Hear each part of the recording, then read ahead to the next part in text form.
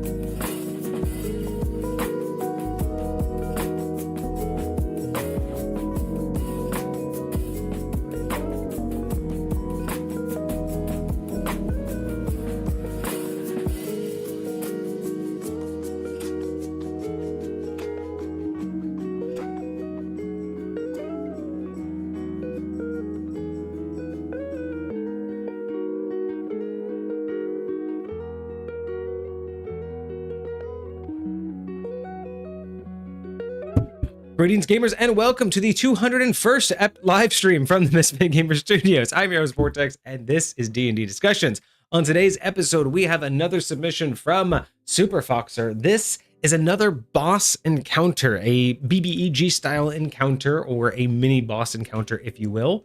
I don't really know. D&D doesn't have those where they don't really distinguish between the BBEG fight and mini bosses.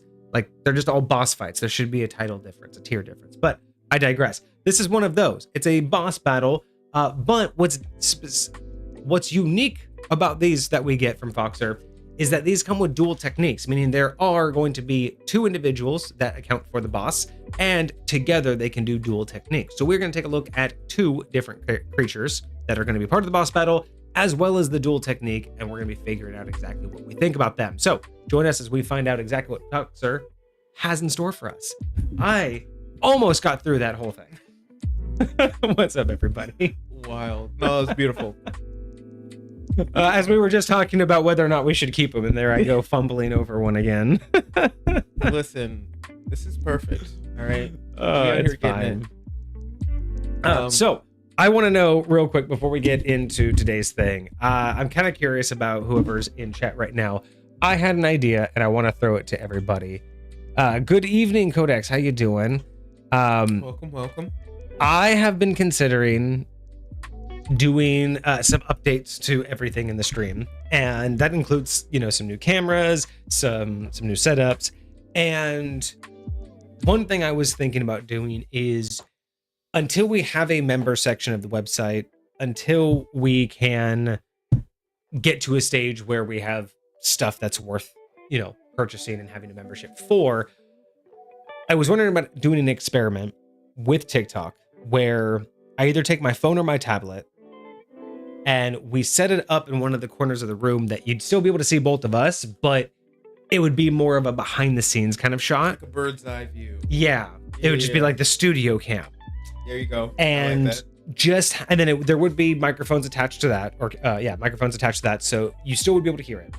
But the idea would be that the TikTok stream would be kind of that behind the scenes feel. See if it, you know, gets interesting. And if it's interesting enough, that could eventually be, you know, the paid content, or it could be upgraded.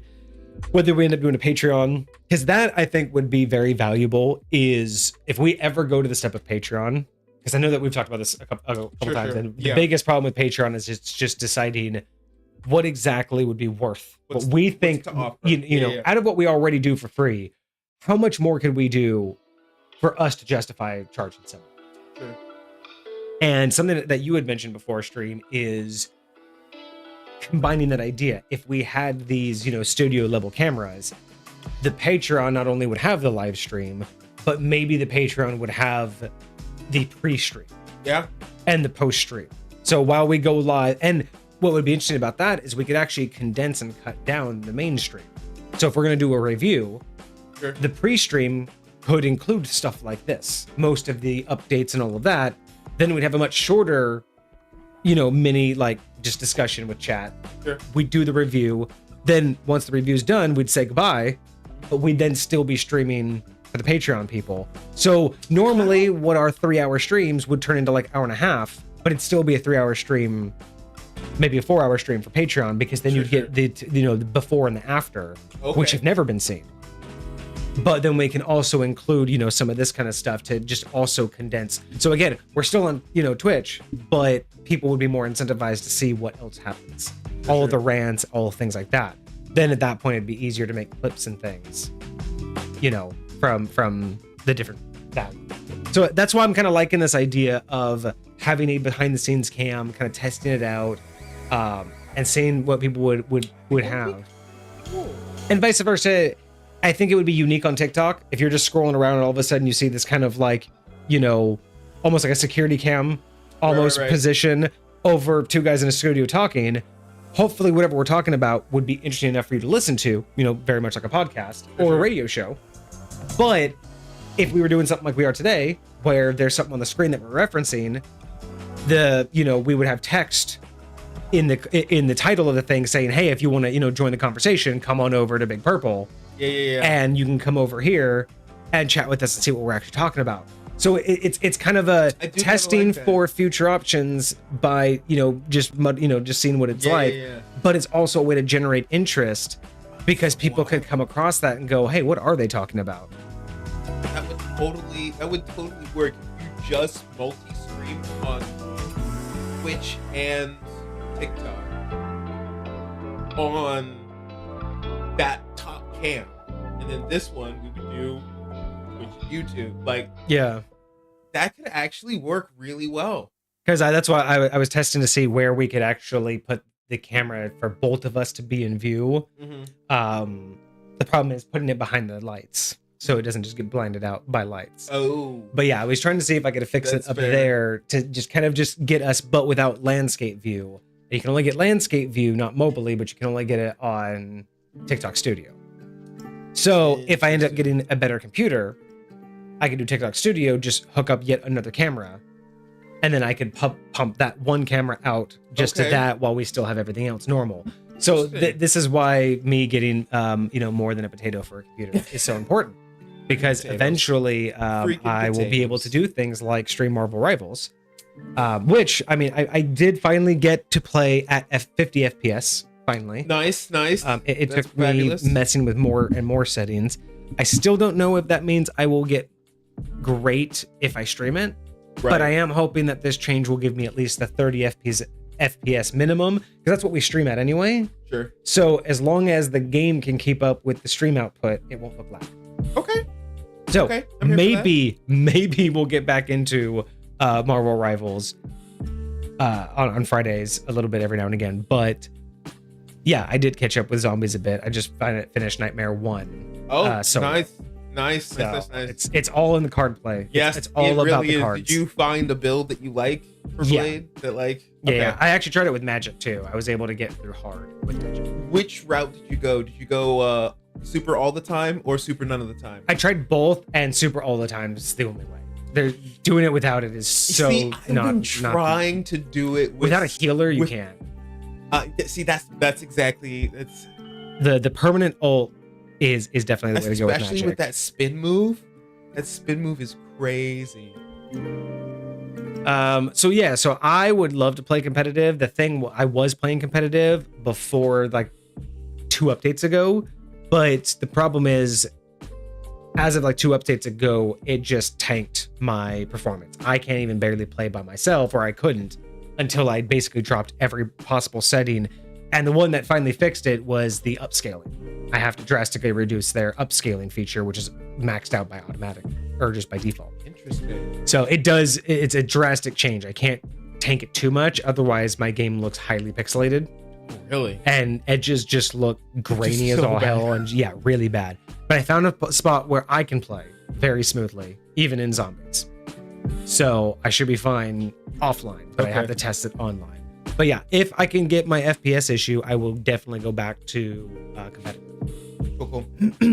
I think we touched silver because I only had a couple games. I think I barely went through the ranking or the first couple games to get you placed. And then, Oh yeah. Or wait, do you place in Marvel Rivals, or do you start at the bottom and I then think you work just your way start at the through? bottom. Okay, Yeah, I think yeah. I maybe got to silver then. That's why. Yeah, Okay. I just remember that. I think that was it, but I didn't play long enough to. try. Sure. That's fair. I just started experimenting with soloing Nightmare 4, and it is very scary. I got to the dual, what do you call them? Scarlet Witches. Oh, there's 2 now. So every time you play the Nightmare, and you go to the next Nightmare, you increase the number of rounds you have to do by 5. So it starts off like I think it starts off at 10, and then you go to 15. Yeah, I just beat 15. And then after 15, it does 15 again. It's just a lot harder. And then finally, when you get to Nightmare 4, it's 20. And it's so 2 Scarlet it's 2 Witches. Scarlet Witches at the same time. And when I tried to do that solo, I just instantly got deleted. Yeah. Like the second they did anything to me. And I was like, there's no way. Like, I don't care how many revives. There's no way for me to beat this. Like, I need That's the more other thing help. that- Like, you have to like, That's the other thing that I need to remember is So crazy. to not spend all my coin if I'm not 100% confident I have it. yeah. So that's kind of my thing. I have found though, the big tall zombies, like the huge brute zombies, Yeah. they are a very good indication leading up to Scarlet Witch. How fast you take Yes. them down Yes, is it. absolutely. I feel like one of them is equivalent to like a good section of her damage. Health bars. Yeah, it's not. I can't tell you exact, but I feel like the quicker I take them down, the better I know how I'm gonna tackle her. Yeah, because it's really, for me, it's never about surviving till her ult. It's whether or not I think I'm dealing damage fast enough when she's in that state. Because the whole rest of the fight is just a slog, right? If you're doing enough damage or have enough healing, you're going to survive her. It's just once she starts her countdown ult, that's the boss fight, right? The boss fight is really that. But because all of it is just a timer, but you can tell long before that, based on how much damage you're doing, you could tell whether or not you were going to beat her because you know how fast that countdown works. How quickly I can get her out of that shielded state, that tells me almost everything I need to know. I'm like, why? There's no way I'm going to be able to do this. You know what's interesting? I don't know if the game cheats or if I got a card that does this, but my last game that I beat her on, when I just beat like an hour ago, when I beat Nightmare 1, I was watching her countdown closely because I was just holding L, and at that point there was like barely even a reason for me to do my ult. Like at that point I'm doing more damage than my ult's just a waste of time. Was this under magic? No, this was back on Blade. Okay. But I don't know if this is some fuckery with the game or if it's some ability that I had. But her countdown kept resetting. So it would get down to a point and then it would jump up and then get down to a point and then jump back. And I'm like, mechanic. And I'm like, are you fucking, is it just because I have a high combo? No. Or I'm just like, are you just... You didn't notice it because you were probably up in her grill, but there are crystals that will spawn around her.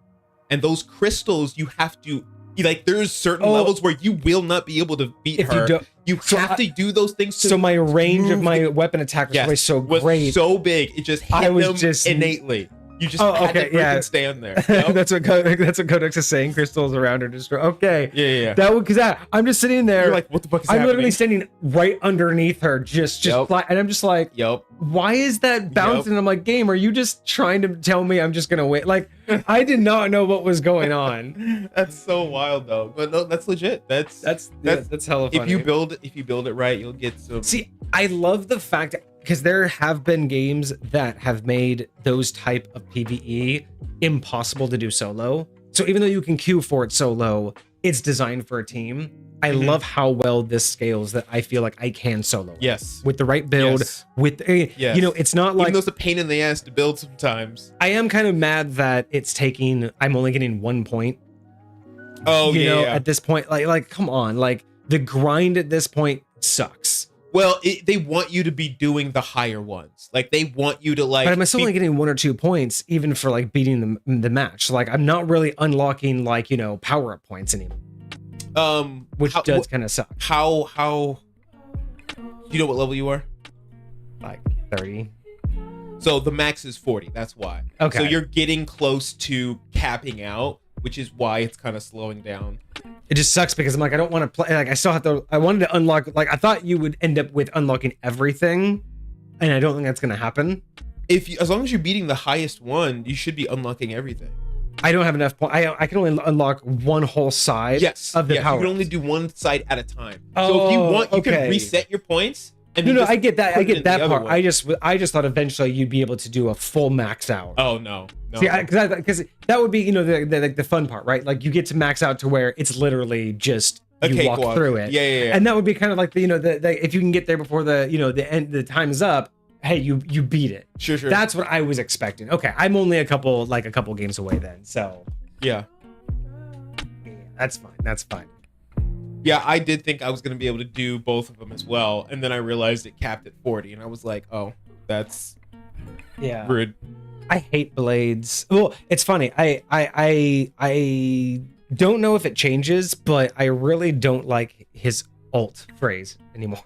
No. Because it's just so played out. So here's the deal. That is only his ult phrase in this mode. If you play him in like the actual game, it's not what he says. He says something completely different. Okay, because it's so annoying. It's so, and it doesn't make any sense whatsoever. Like because he's like, you work for Moon Knight's what's his name? The Moon Knight's guy he works Khonshu. But he says something about Spectre, and I'm just like, it's so revenge for Spectre or whatever. Like it's God, it's so annoying.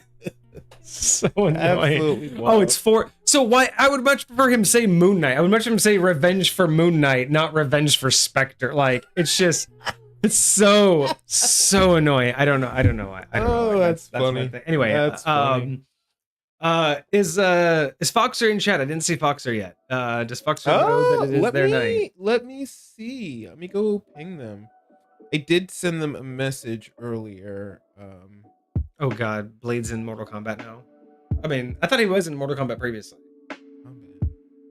Oh yeah, I do think that newer 3D where they have all the crazy fatalities and shit. So I like how they're just like, oh no, Moon Knight is. Oh, okay, my bad. Blade is the new Moon Knight in Zombies mode lore, like the show. Okay, I gotcha. So the reason is Moon Knight's dead, the Moon Knight we know, and Blade took over the mantle. He took over the mantle. That's so he's why the new Moon Knight. Which is why you get things like the Onks and everything else. See, I haven't played any of the characters, so I assumed that everything Blade was getting was just kind of part of the whole gimmick. Oh, I didn't realize. I thought every character was being talked to by Khonshu, because I haven't played any of the characters yet. well, I think you all get talked to by Khonshu. Like whenever you die in the like nightmare mode or whatever, like whatever he says, Yeah. everybody hears that. Okay. Like I hear that as Thor. Thor's always been my favorite. I just did. Yeah. Okay. I don't pay attention to the storylines. I just play the game. It's fair.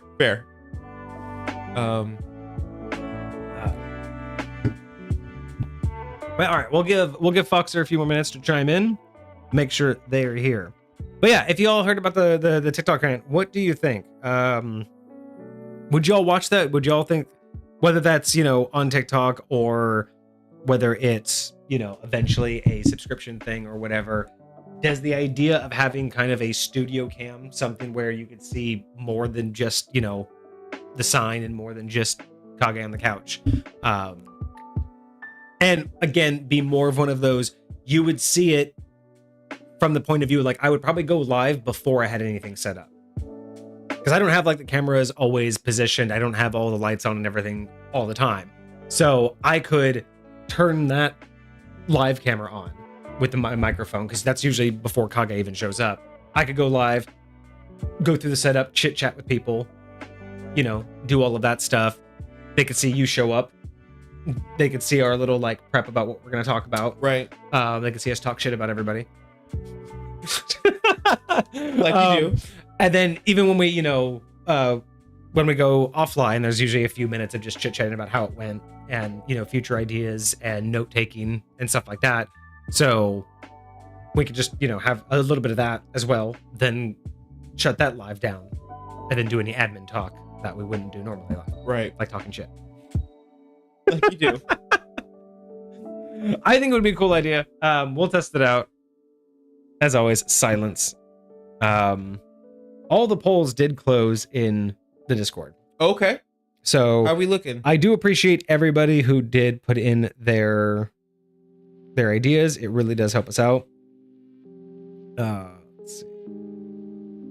We already did the community review. We have to figure out November's. Oh, not only do we have to figure out November. Oh wait, no, we are probably not going to do one in December. We are not going to do community stream.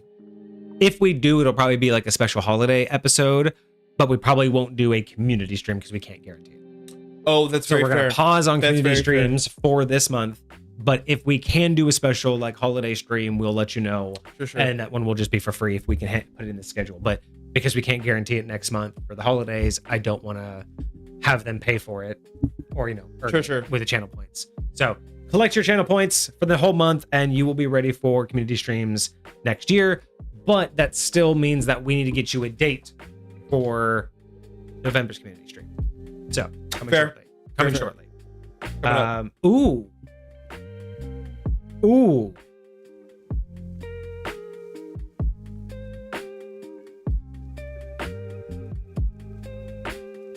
In light of the season, what if we did? This would definitely be an option because we can shift it up whatever we want. Maybe you and I should pick some like of the topics we really like, instead of just listing all of them like we Sure. always do. Maybe we should like narrow it down this time. But what if we did like a cooking stream? Not necessarily Thanksgiving dinner cooking, Okay. but because that was a lot of Yeah. fun when we had you over. And I think doing a themed cooking thing would be kind of cool. Okay. We have, I mean, this is the Misfit Gamer Studios, even though it's not a game of my particular choice. I do believe Dixie has a World of Warcraft cookbook, Oh, like a WoW Classic very cool. themed cookbook. Very cool. So for the holidays, we could potentially do and figure out what's going on in that book. Find a good meal that fits fits like the season with the right ingredients, and then we could cook up a video game meal on stream. What do y'all think about that? I'm not mad at it. I am not mad at it. String damn shirt. All right, but yeah, let us know. I will probably put that up as an option for what I would love to do. If you have any ideas on something that you would really enjoy, whether that be, I mean, it could be anything, right? It could be a live stream. It could be like an IRL, obviously a live stream. Could be an IRL stream. Sure. Could be another mini painting stream. Whatever you've enjoyed the most, or any new ideas. But I'm gonna Okay. probably put up, for me, I will put up the cooking stream, probably a themed cooking stream, video game or some kind of game themed cooking stream. Right. Whether we can get we can get the community to submit themed recipes, or we can go with the book. Okay. That's fair. I like it. See what we get from the Ooh, community. we could do a wheel thing. You know what I wheel mean? thing? Like we could spin the wheel. People could submit them, okay. and then we spin the There wheel, you go. and then there you go. we'll spin the wheel like a week before on stream, and then that will give me a week to go get all the ingredients. Fair. Okay. Okay. That could be kind of cool. Maybe I we'll like just the do vibes. that. Maybe we'll just do that for the. Should we just? If you don't come up with anything else that you'd really like to do, I'm down. outside of cooking, Sure. like if there's I'll any think other about it, but ideas, for sure. but if that might just be a good default, just a good fun cooking stream. Because I've been really enjoying doing this. Okay. And I don't really want to take down everything and put it in the back room, again. But I would do all of that for a cook stream, I think. All right. Bet. Also, speaking about tearing everything down for the back room, because that makes me think of game night, like board game night. You brought a new board game to my attention. Did. So I went to the game store right after work. Did you? They didn't have it, Damn. but I did order it. Wild. And I'm gonna get 15% off because I how ordered much you were it. gonna like it. I was like, either he's gonna be like, this is mid, or he's gonna want to go get it right now. And literally, as soon as I say that, I'm like, man, it's basically like Catan meets it's almost like Catan meets Risk. Lightweight, yes. It's very much like Catan meets Risk, because you're moving around collecting like your materials, but you also got to go to war with people. And you're like taking over certain. And I'm just like, yeah, like, okay, so I got it. It's $50. I got it for 15% off. Nice. And it'll be here in about a week or two. So they'll call me and let me know. Damn. I do really like having more of like a local store. Like, I know bigger stores will do this, but it's Sure. very nice to have kind of like a local store vibe, because I was actually talking with the manager who had to put the order in, and it's just kind of cool just chit-chatting with them and not just getting the whole business run around, but just Right. more of like the behind the scenes kind of stuff. So looked at a couple other games and a couple other expansions, but nothing really piqued my interest that much. I mean, we have plenty of games that we still Sure. Did you order it through them? Yeah. Oh, that's cool. I did a special order, and I get 15% off because I do it. That's Because really obviously cool. it's giving them more business, so they put in the order, so they'll call me when it's in stock, and I'll just go over there and grab it. Sick. Oh yeah. I love that. I mean, maybe because I've already talked to them about being one of my local sources for dice boxes if I'm ever in need and I don't have like a Oh, okay. shipment in. And I was talking with them, and the first time I went in there, they did have them, but they only had like a small handful and of various types. And then the next time I went in there, they had more of the specific ones that I was looking for last time. And then again, that was the first time I met the manager, and I'd let them know, I'm like, I'm really, surprised that you have more. I was, I'm in need of these, for the dice profiler. And I was like, yeah, last time I came in, you barely had any. They were like, yeah, so I'm kind of the reason we started stocking those again, because it wasn't originally something that we did, but they just kind of were like, I'm just going to throw it on the, the list and see what happens. So they kind of just bought a variety pack, and they like all sold in like a week, including some to me. So when they bought more, because everyone had basically said the same thing, like these were the two that they were looking for, they just bought those and they were already out of like half out already. Wild. When I was getting some. And so I was like, I'm glad you listened to your customers. So who knows? Heck Not yeah. only did I buy that game, but the next time they have a chance, I might go in there and that game might be in stock. Maybe they'll realize that if I was looking for it, maybe they'll grab it. Somebody else might be too. Or maybe, maybe when it gets, when they put the order in tomorrow, maybe they're going to grab 3 of them because they're like, hey, if this guy wants it, Maybe.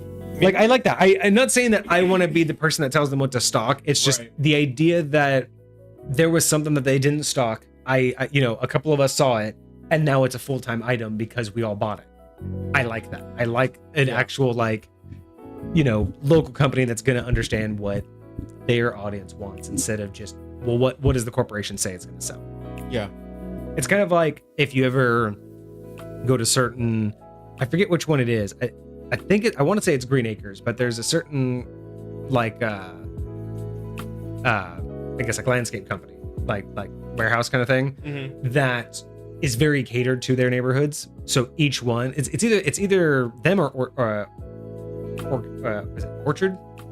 I think the other one's Orchid. Yeah, I think those are it's one of those two, but they're known for every store specifically caters to their region. So the further you go out into the country, the more things they'll have for like those larger like cattle, horses, goats. But in cities, it's more dogs, cats, chickens. So you really will go to one and it will be a completely different, kind of wild. They'll cater to a whole different variety of people based on where the shop's located. And that's kind of what I like about this place, is it feels very much like they're trying to cater to our neighborhood and our locale and our community, and not just, hey, what games are the most popular out there? Sure. Because there are a bunch of stuff I don't recognize there, which is nice to see. But they also are very heavy into Warhammer. It seems like our community is a very Warhammer heavy community. This is very possible. Very possible. And maybe that's where a lot of their income comes from. You never know. By the way, before we begin this review, did you see the message to you in chat? Someone had pinged you. I think Super Foxer actually had pinged you a few days ago. Yes, I am now seeing this. I got back to their DM to me the other day. Just before this. So I'm yet to hear back from them as well. But they likely just could be occupied right now. So all right. They'll probably get back to us when they can. Well, then let us begin our review for today. I don't know how quick this will be. These ones are not terribly long, but there are 2 creatures, and again, we have the dual technique. So let's begin. This is from Super Foxer. So again, this is a boss battle type encounter. They are going to be 2 creatures, and we are going to capstone it with these dual techniques. So when these creatures are together, they have the opportunity to do techniques as long as they're both standing. So to understand those, we should first understand what they are. Now, this is also very themed off of the old game Chrono Trigger. So if any of this looks familiar, that's probably why. The artwork is very familiar, based directly off the characters as well. I believe it's all fan art though. But yes, this isn't specific to any setting. It is just themed based off of the video game characters. But beyond that, this should be suitable for anybody. True. All right, so let's start. Actually, what order should they? Yeah, the Machine and the Savage. So we will start with the Machine. Robo the Machine, the first of 2 boss battle creatures. This one is a construct submitted by Super Foxer. As always, let's begin with the description. There is none, so let's move on to the artwork. Machine, I do remember. This is, funny enough, this was, for the longest time, one of my go-to images, not this particular one, but this character Mhm. was one of my go-to images for the longest time in my early D&D playing career for Warforged. Oh, wild. Just the way I kind of like that. the way they were in game, they always just kind of represented a good concept for me, Interesting. and it was more of their sprite in game. Sure. But yeah, this was one of the first like Warforged type concepts that was in my head. Very cool. All right, Robo is a medium construct. Their armor class is 21 because they are made of reinforced plating. Their hit points are 420 or 30d12 plus 210. And their speed is 40. I like the increase in speed. Usually you'd think something that would be this clangy and clamory would be a little bit slower. But I do like the fact that it's a little bit faster. Kind of makes me think of it either has like roller skates or a little bit of like steam power, just like a little bit of oomph. Right. I can see that. Hell of a lot of hit points though, and not terribly easy to hit. Chunky. Yeah. If you're coming up, I would say that if you're going to go up against this thing less than level 12, it's going to be a fight. It's going to be a hell of a fight. Over level 12, you're probably going just fine with that 21 because it's not the hit points that I'm worried about. It's that armor class. Yeah. If you're between level 8 and 11, that armor class is kind of scary. Kind of hard to hit. But once you're into that level like 13, 14, 15, you're smashing. Because if I say I roll a 20 and you say I miss, like that's crazy to me. Yeah, but once you're in level 14, you're rolling like 26 minimums. Yeah. Then you're fine. So I would say, depending on when this one gets thrown in, I would say, yeah, this is a great mid-game boss field. That's a good amount of hit points, good amount of armor class. But I'd be, if you threw this at anything under level 10, I'd ask what they did to you. It's very fair. I'm just saying, what punishment are you enacting on your players for this? But this is, remember, the third in line in a tournament, I think. Oh yeah, one way to look at this is you could be going through them. So yeah, this is and then like there's one mega boss battle at the end. Yeah, which we've already gone through that one. That was the first one that we did, and then we've gone through all the layers. No, I thought maybe there is one more. We'll have to talk to. I could have sworn we did the last one, which is Magus, and then we went back to the first one. Now I think there's another one. I think it's Lavos. Oh, beyond Magus. Okay. Yes. All right. So we have our stats. We have strength of 26. We have dexterity of 14. We have constitution of 24, intelligence of 16, wisdom of 14, and a charisma of 10. So immediately I am liking that we are seeing a good balance here. Only 2 above 20. Yes. I understand strength and constitution. Actually, that pair makes a lot of sense. The intelligence and wisdom, I'm liking them. I'm a little bit like, I think charisma's fine as a dump stat. Sure. That's a happy medium. I feel like it's, and maybe this is just because, it's hard to choose numbers and be random and be spread. Sure. I just feel like it's too even across dex, intelligence. I do. I feel like intelligence or wisdom needs to be closer to like a 17 or 18 and then drop the dex down. I wouldn't mind another hit to dex, because intelligence and wisdom at this point doesn't matter which one takes the hit. It's more about bumping one of those two and taking more of a hit on dex. I think that would make this feel better, just from what I'm seeing so far. Okay. See that. Hey, best bands on my stream. Goodbye.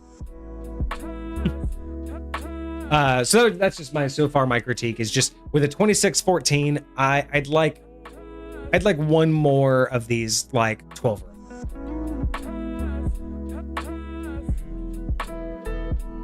I definitely I'm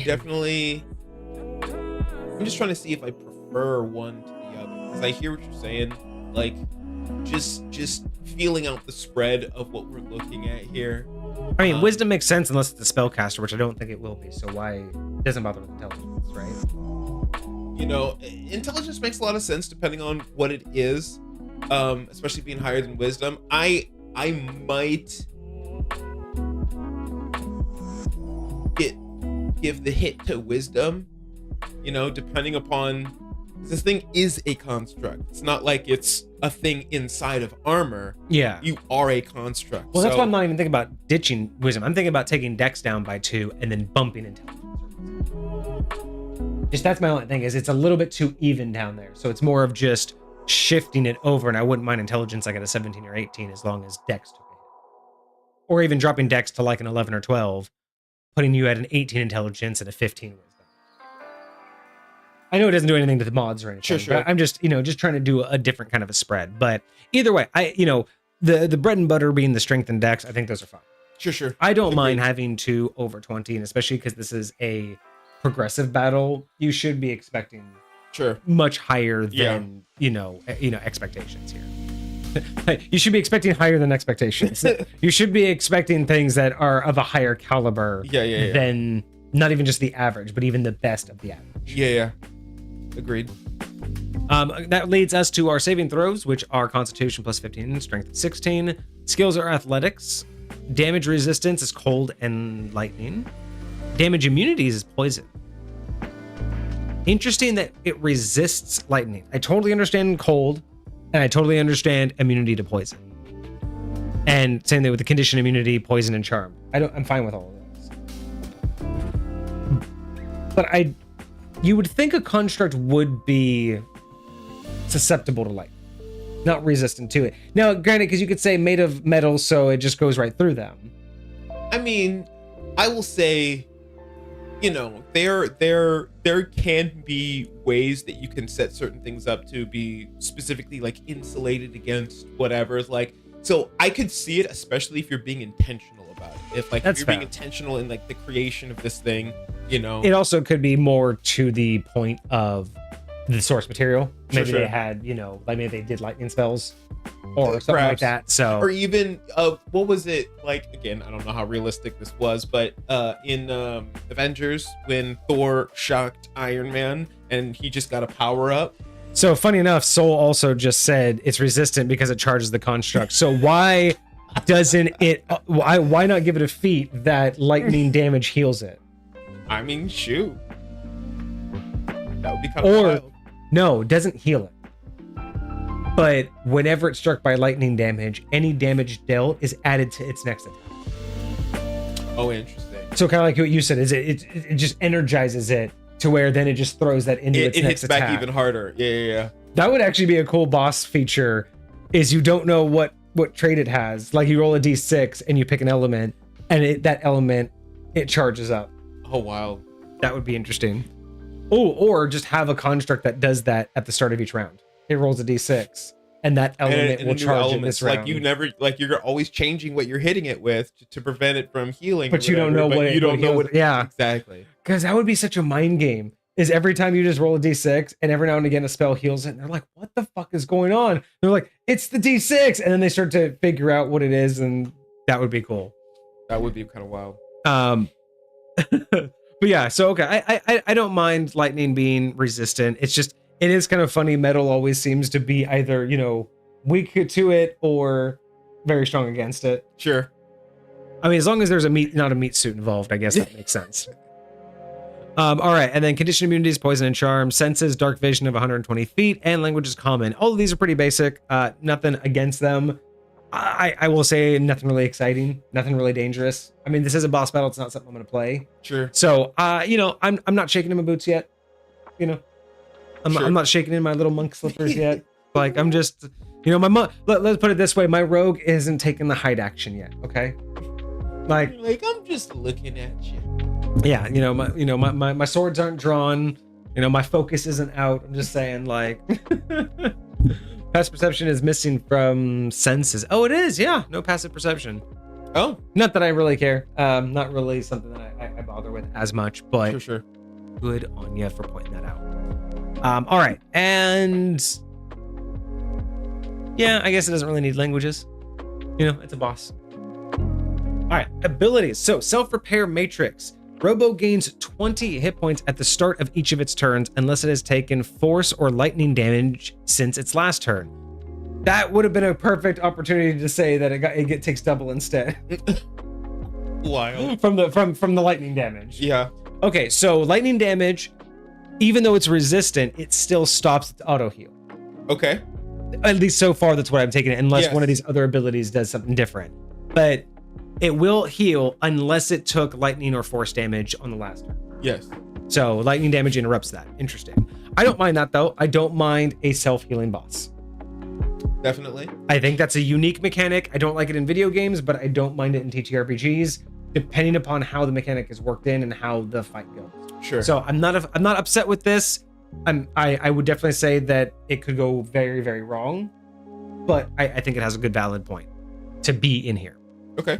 Adaptive systems. Robo gains a level of resistance to the last damage type that affected him. Cannot be force or lightning damage until the end of his next turn. Stacks up to 3 types simultaneously.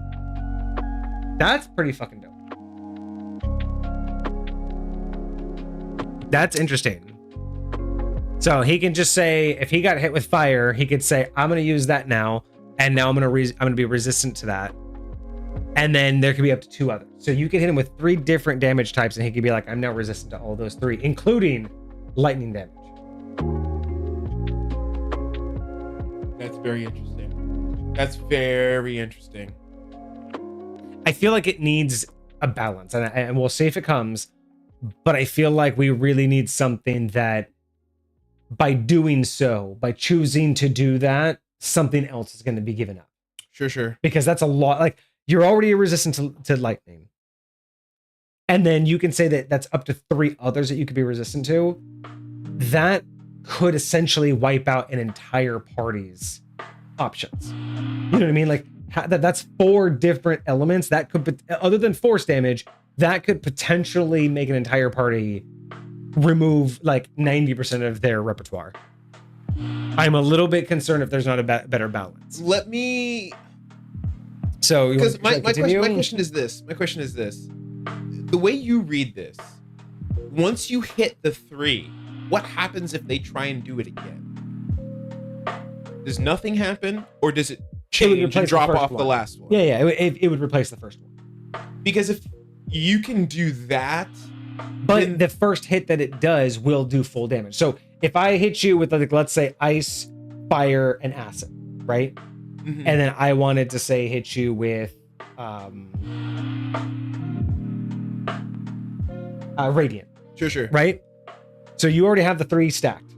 I hit you with radiant. You're going to take full radiant damage, but you can drop fire and then add radiant. So from then on, you're resistant, but you are going to take that first one. Got you. So if so it's not like you could just be like, goes in knowing this, then they can play around with the system. Yeah, you could go fire, radiant, acid. Okay, not those 3 until you do something else. Now you're just like, all right, now I know that you've got those 3 filled. I'm going to hit you with the thing that I know you're not resistant to. And now the question is there any indication on this creature on like when they change? This is, I think, a big question of how metagaming. I don't like how metagaming 5th edition is, because not just that you can, like, if it's well done by the DM to put this as part of the puzzle. Sure. You know, like, oh, destroy this thing and it becomes weaker suddenly. Like, oh, okay, you understand that. Yes. That can be a fun mechanic, but with something like this, it's often not used that way. It's often just a DM being like, he's resistant to it now, but you don't know that. You're going to have to waste another spell. Sure. And that does just feel like the game forcing you to do something you don't want to, just to force you to use a action economy. Because guess what? If you hit it with, like, let's say acid, cold, and radiant, and then you try to hit it, guess what's going to happen? If you don't metagame it, or if you metagame it and go, oh, well, you took those resistances. Well, fuck. I could hit him with fire, but my character doesn't know that, so I'll waste a spell to hit him with radiant. Oh, he's resistant to radiant now. Wait for a whole other turn. Okay, now I'll hit him with fire. Now I hit him with fire. Oh, but wait, I don't know that he can switch, so I have to waste another round and another spell slot to hit him with fire. Oh, he's resistant. Now I know that he's not resistant to radiant anymore. Like, that's the downside to the metagame part of this, sure. If everyone knows what's going on, it quickly devolves basically to what I thought about, which is without a balance, you basically devolve into, you're quickly just going off the list of, well, you only know fire spells, you only know acid spells, you know radiant and necrotic, and he can get up to 3 stacks, and oh, you know lightning, but that sucks. You know what I mean? So it comes down to that, like, you kind of have to metagame it to... Was this, or was... Somebody was talking about one of our submitters, and I think it was Fox, I'm not sure. Was talking about like the people that they were building their stuff for were like min-maxers, and they trying to make this thing as hard as actually was possible. that this one? That might have been like, do you remember that? Yeah. There's been a whole series of ones that are absolutely meant to be min-maxy. So yeah, this could be definitely part of that. That would actually make sense if that's part of that. So if it is, again, I don't mind it. I don't think it's a bad thing in general. I think it's the conversation about how meta it gets, I think, is where it falls apart. I think it's a fine mechanic. Sure. I think it's how it's implemented is more going to be a challenge on the DM on how to make it fun mechanic. Okay, I think it's a fine mechanic. I think it's great. People could have a struggle making it work. Agreed. I feel like if it's used in good faith, like by both sides, like it will be very, very fun to play. Yeah. The next one, we get Shock Discharge Core. When Robo drops below 50% health, he discharges a wave of energy. All creatures within 30 feet take 6d10 lightning damage, dex save DC 20 for half, and Robo loses a level of resistance to lightning until brought back up to over 50% HP and activates ONC, see below. So loses a level of resistance, meaning they go from resistant to standard. Yeah. Okay. So that's interesting. So once you get them below 50%, they are now regularly going to be affected by lightning. That's kind of cool. So I like the burst out, though I would add clarifying language on exactly when that happens. Is it instantaneous? Does it require like an action, or is it at the start or the end of the turn? Like, I would just, because action economy does play a part. Yeah, I would just clean up the language on exactly when he hits 50, like at the end of that turn, or is it at the end of the round? One of those two would have to be a thing, right? So I would think it would, the way I read it is the damage instance, like if we're at the end of your attack, if you were the one to bring him down, then it would happen. That's what I'm thinking is I would clean it up and just say at the end of the turn it took that damage. Sure. Just to clarify for sure that that's when it happens. Right. Okay. But okay, so that happens until they are brought back up over 50% and they activate Overclock. So even if they get healed, they then have to do Overclocked Neural Core, ONC. When Robo fails a saving throw that would incapacitate him, hold monster, stun, etc., he is still affected, but the condition ends automatically at the start of his next turn, only when at less than 50%, otherwise inactive.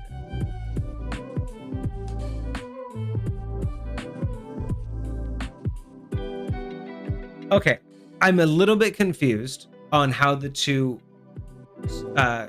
work together. So basically, Overclock Neural Core, when they fail a saving throw that would incapacitate them, they're still affected, but at the start of the next turn, the condition will automatically end. Only active when at less than 50%, otherwise it's inactive. So can they only do this when they're below 50%? So is this supposed to be or? So is it supposed to be that for shock discharge, they lose a level of resistance to lightning until they're brought back over 50, or they activate ONC? So the way I understand it, the way I'm reading this is the creature's health goes below 50 and you will have lost that the discharge will occur. You will have lost the resistance to lightning, the level of it, whatever it ends up being. And ONC will activate all at the same time. All of those things happen. Oh, got you. Okay, so these are two different things. There should be a comma here. So when they fall below, all creatures take this damage. You lose a level of resistance until you're brought back up to 50, comma, and activate ONC. Interesting. Okay, because I read it as you lose a level of resistance until brought back up to 50 and you activate ONC, as in those were the two requirements. I see what you're saying. That's why I was wrong there, is I thought those were two requirements to get your resistance back, not that those were two separate things activated. Got you. Okay, my bad. So ONC gets activated when you're at under 50%. So when you were under 50% and you fail a saving throw that would incapacitate you, it still affects you, but you'll automatically come out of the condition at the start of your next turn, which that would really only benefit you on certain ones that affect you longer than that. Like the start of the other character's next turn or something like that. Because there's not a lot of effects that this would really benefit you from. So any effect that gives you the incapacitated condition. So any effect that gives you the incapacitated condition is likely to last longer than a round. Oh, okay. Because its purpose for only incapacitating you for like one round is like. I'm just thinking because I just think of Hold Monster. Like, I don't know how long. That's supposed to be a minute. Oh, gotcha. Or okay. more. So this basically just says that it works temporarily, but it's gonna auto end. Sure. Okay. Yeah. Okay. I don't mind that being under 50% health. Like I don't mind that being a fail safe for when the fight gets a little bit difficult. I kind of like that as being the unlock. Okay. And I also like it because it's very specific to the types of moves that you would have to do. Right. On top of it being under 50%. So there's enough conditions there that for a boss fight, I like it. Okay. Those are the kind of things that I like to make for my boss fights is benchmark conditions. Certain things that happen will unlock other aspects of the battle. Yes, I do like that. Yeah, like one of the more famous ones that you've talked about is when you got the Golden Lyre. Yes. And you unlocked all 3 bosses all at once, but they all had their own condition, and it wasn't meant to be all at once. It was supposed to meant to be targeted at what was coming, after the prize. And you just happen to look like all 3.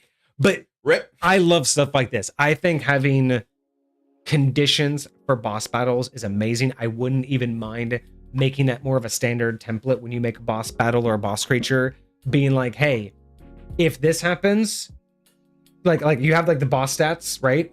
But then at the very end of it, you have like almost like a battle outcome map where it's like, if they take you below 50% within the first 2 rounds, go this route. But if they take longer than that, go this route.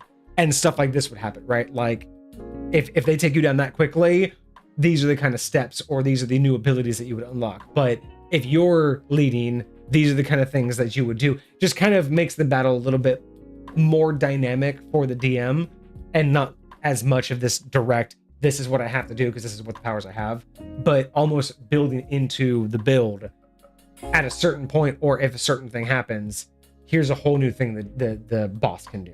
Right. I like that. I like that a lot. I really do think that there should be more stuff like this, like more ways to interact with your creatures, especially creatures that are meant to be like big, like meaningful creatures, like a Tarrasque, right? Like a Tarrasque is like a meaningful creature. Like I feel like this counts as like a meaningful creature. There's plenty of like named demons and different things in the monster manual and stuff like that. I think that there can be other ways to meaningfully interact with them rather than just, I mean, granted, like most of the stuff's tied to hit points, but like other than just hit points, right? Like figuring out different ways to, valuably stop these things. Yeah. By the way, did you lock the door? The top lock? No. Okay, good. Yeah. I wanted to make sure. I double check. All right. So, so I like that. I think that's a totally fine condition to get to. All right. So the actions has multi-attack, can make 3 attacks of any of the following combinations. Rocket Punch has a range of 60 plus 16 to hit and is a 5d10 force damage. Rapid Fire Fist, melee plus 16 to hit, 8d8 per strike, can split the damage between 2 adjacent targets, must be within 10 feet from each other. So Rapid Fire, I'm assuming that's any number up to 3 hits. Because it just says Rapid Fire, melee to hit, 8d8 per strike, can split the damage between 2 adjacent targets. So it just says per strike, so I'm assuming that's up to 3 of its multi-attacks. See, I don't. The way that this... Or is it just a 2-puncher? The way this looks like to me is the one attack, Rapid Fire Fist, is this like little machine gun jack move. Right. Real quick.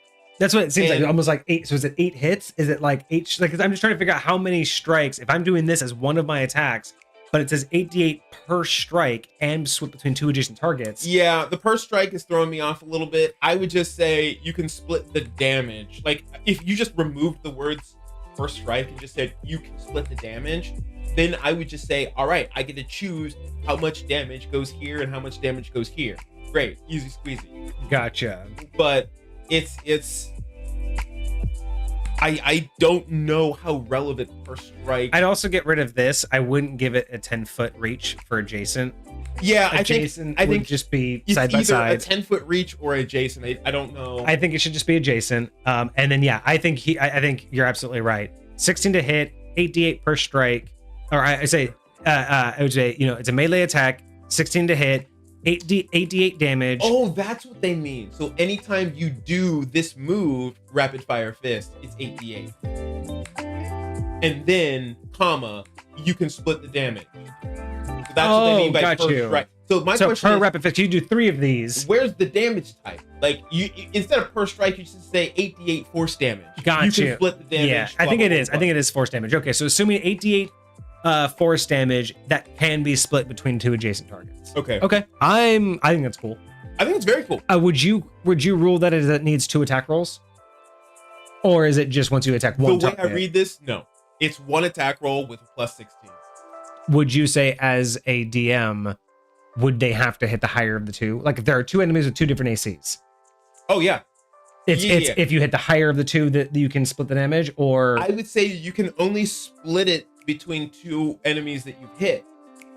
You know what I'm saying? So it's like, that's what I mean. Like if I do this once, right, as one of my attacks, I'm gonna target you and a buddy, right? Mhm. And let's say they have a 15 AC and a 25 AC. And I'm only going to use one of these, right? But I get to split the D8 between the 2 of you because you're adjacent. Do I have to roll to hit both of you, or do I have to roll to hit the higher of the ACs?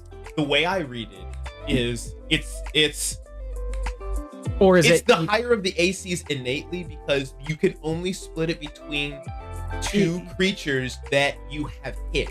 Which means if I roll the dice and it's too low, you haven't hit that person. Do you think it needs that language, or is that just me not being as familiar with what 5e would expect? Is that like just something that everybody in 5e would know to read it that way? I definitely hear that point. Especially like I innately assumed that that's what this was. Yeah. But now that you're bringing it up, I don't necessarily think everybody would assume that. Because I mean, if there's a boss with a bunch of minions, I'm not gonna like hit his 2 AC minion. I hit his minion and he takes. I'm gonna split it. So 1d8 to the minion, 7d8 to the boss, free hits. You know, I could roll a 2. Like that's where I'm just saying is like I would just clean it up. I love the idea. I love doing 8d8 on a hit. I love being able to split it between an adjacent target. But it needs to be cleaned up to make it better understand what you're actually doing. Codex says another 2 cents. Melee isn't reach. I think it assumes 5 feet, but DM would need that info. Some things have a 10-foot reach. Yeah. And that's why I said I would get rid of the 10 feet away from each other, because this has range. This is melee for 5 feet. So I would say that this just should say it's split between an adjacent target. No. Here's where I think they actually meant. Hey, because it's melee, I think it means adjacent to you. Both of the targets have to be adjacent to you. Like if you're you must be within 10 feet of the adjacent target. So yes, it means they have to be side by 10 side feet of each other, or the guy on the other side. Like I have to be facing both of you, kind of in a V shape. It can't be one person on one side of me, and one person 360 or 180 degrees on the other side of me. That's what I think they mean by the 10 feet from each other. So it's like, as long as I'm not trying to spread my hands out too far, I can hit 2 targets that are adjacent to me because it is melee. Yeah, that's interesting. Okay. So yeah, I would definitely clean up the wording. There would definitely need to be a lot more wording on this one. Sure. And then we have Proximity Bomb, which is an AoE. So 20-foot radius, burst centered on Robo. So that's just, anytime they would need to clear the area. Dex save DC 20, or you take 8d10 fire damage. I'm assuming half on save. I don't mind just assuming that. Sure. So, okay, so I don't mind that one. Along with the rocket punch, especially because the rocket punch is kind of like, single target. AoE, that's quite a decent amount of damage. But here's kind of my 2 cents on it. If I'm doing a melee for 8d8 and I can split that between 2 targets, but I can equally do a 20-foot radius, which would theoretically encompass both of those same targets, and both of them would take 8d10, why would I ever do Rapid Fire Fist?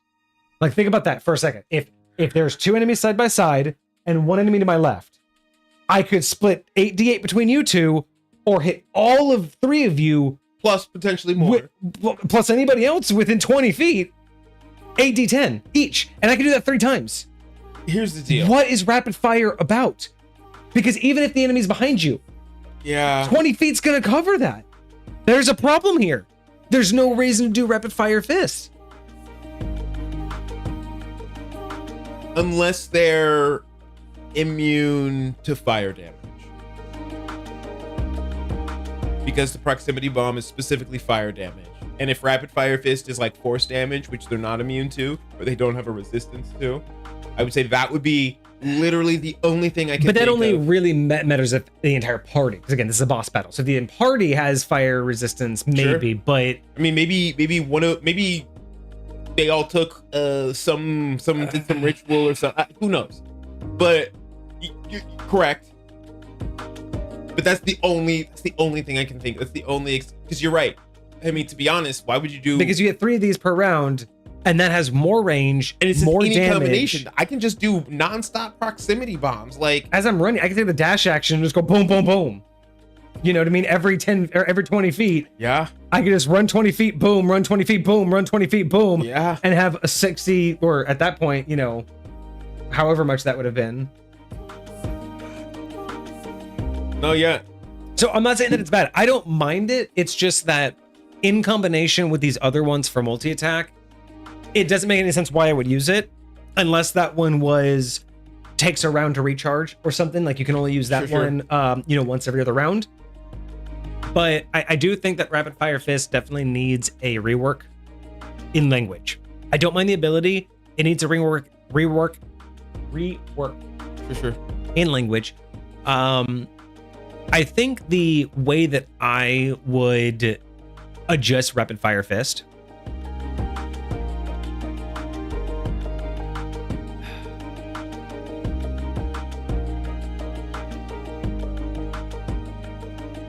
okay, so I would move Rapid Fire Fist to the bottom and space them out. So multi-attack should be Robo can make 3 attacks in any combination of Rocket Punch and Proximity Bomb.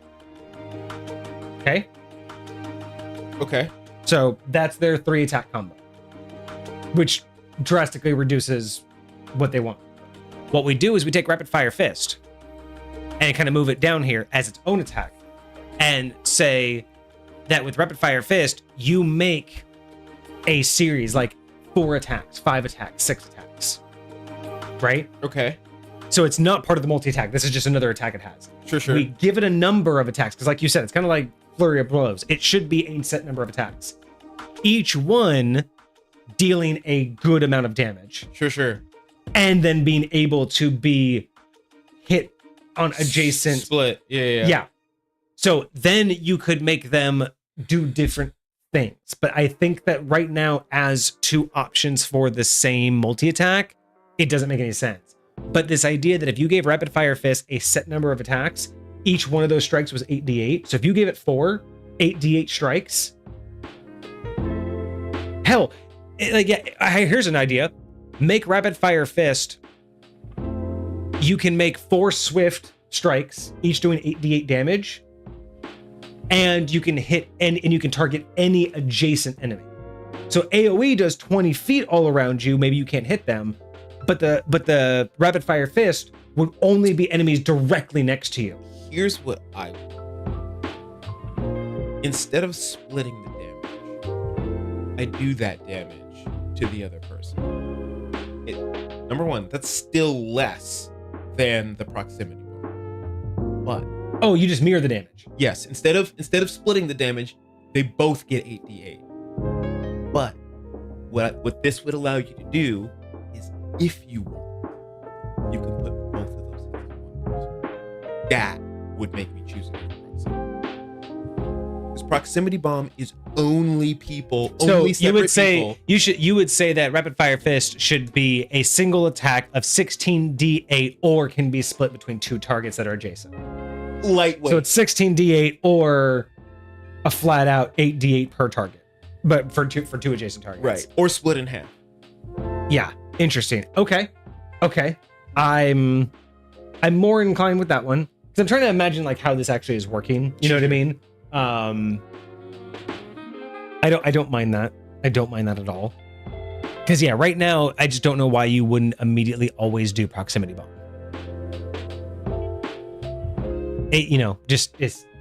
We've got to make it to where rapid fire fist does more than just. Because think about the potential damage that you have in proximity bomb and the potential damage that I just proposed for rapid fire fist. The potential damage for proximity bomb is still a lot higher. There's just more requirements for it to be higher. Yeah. Rapid fire fist, it maxes out at that 16d8. But being able to do some like serious single target damage, because like even when you play a lot of these games, I don't know, roguelikes or whatever, like there's a big difference between single target damage and AoE damage. Like I can do a lot to a lot of ads, but when it comes to like being able to grind down the boss, say this guy comes up against the barbarian who takes half damage from everything, being able to just like wail on this one dude like really hard, I feel like would give that particular ability enough punch to feel worth it. You know what I'm saying? Yeah. Interesting.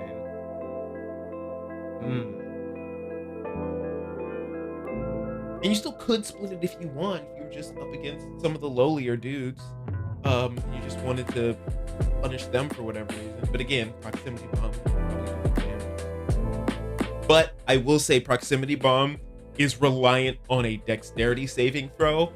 And honestly, there are some times where I don't care if you do more damage. I don't wanna rely on you screwing up rather than like I feel like my plus 16 is gonna be better than whatever you could do.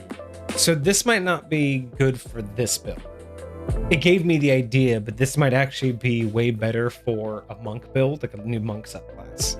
But I could also see it working here. But this rapid fire fist makes me think, what if it was a set damage like 8d8? But what if,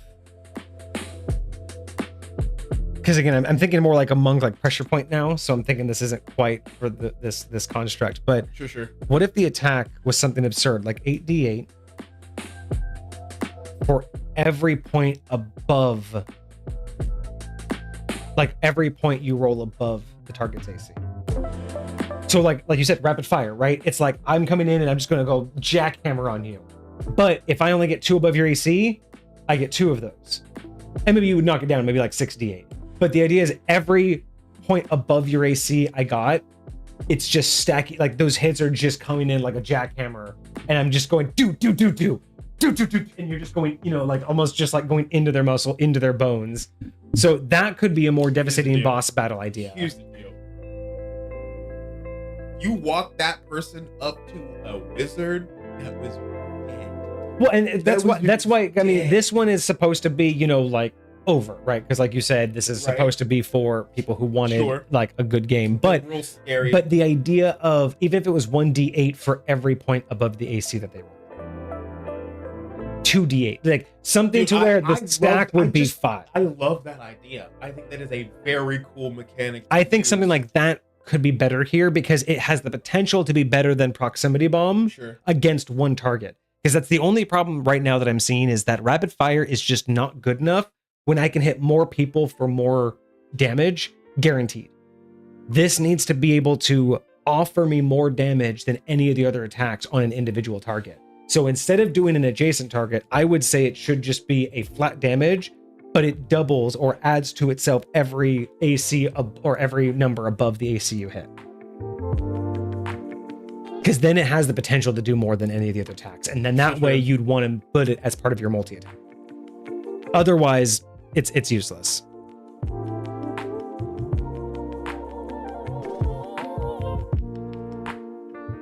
I don't dislike that. I love the idea. I depending on how much it would actually look like damage wise. Like if I'm looking at, all right, see, okay, with something like shield, you come and you hit my AC and it was a 15, now it's a 20. You rolled a 21, so you still hit me, but you only now hit me for one of those stacks instead of the full. That would be, again, so normally I would say, like, my ruling would, if I were going to rule this kind of mechanic, it would just be the one, because it's over the AC it needed to hit. So it would only get the extra one. Right. You get the damage for hitting it, and then you get the +1. But in this particular build, because this build is designed for an expert party, because this build is designed to make this game setting super difficult, because that's the other hard part about this particular review and anything else coming from Super Foxer is like, I'm trying to review it for its mechanical material benefit, but also understand that it's overpowered and intentionally. Sure. Like, this is not something that you would see average, right? This is definitely it's intentionally overpowered for a specific group, but I'm trying to look at it for the merit of what is the ability doing. So with that, idea in mind,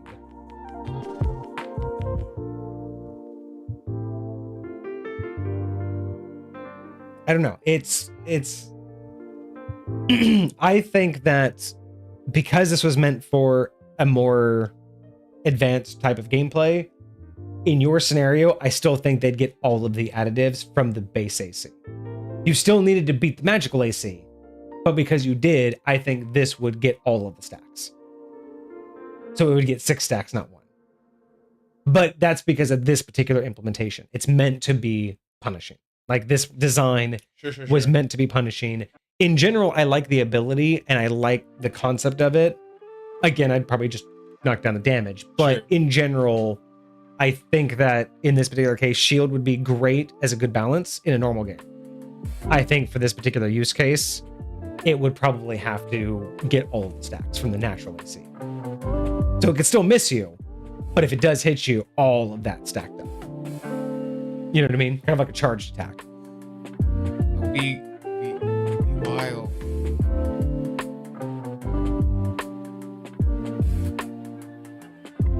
Oh yeah, that's right, Pokénator. It did not have immunity to psychic damage, just charm, unlike other constructs. Oh yeah, that's fair. Could be because of the source material. Oh, that's again, also true. Foxer has also made some adjustments for that. So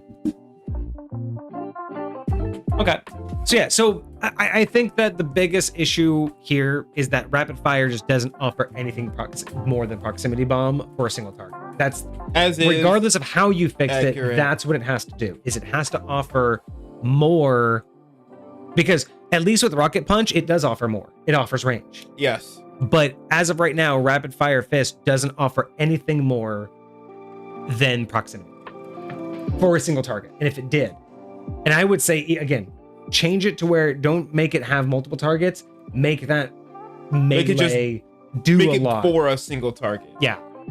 That's what I would do. Right. All right, and then we have a couple extra techniques and some legendary actions, and then of course we'll get into the secondary character before we get into their dual techniques. But also, okay, so this one also has a couple techniques. It has heal beam. It gets 4 per minute, so basically 4 during the combat. Sure. Okay. Target ally within 30 feet regains 160 or 15d12 plus 60 HP. So that. So I am not. So it's only an ally though.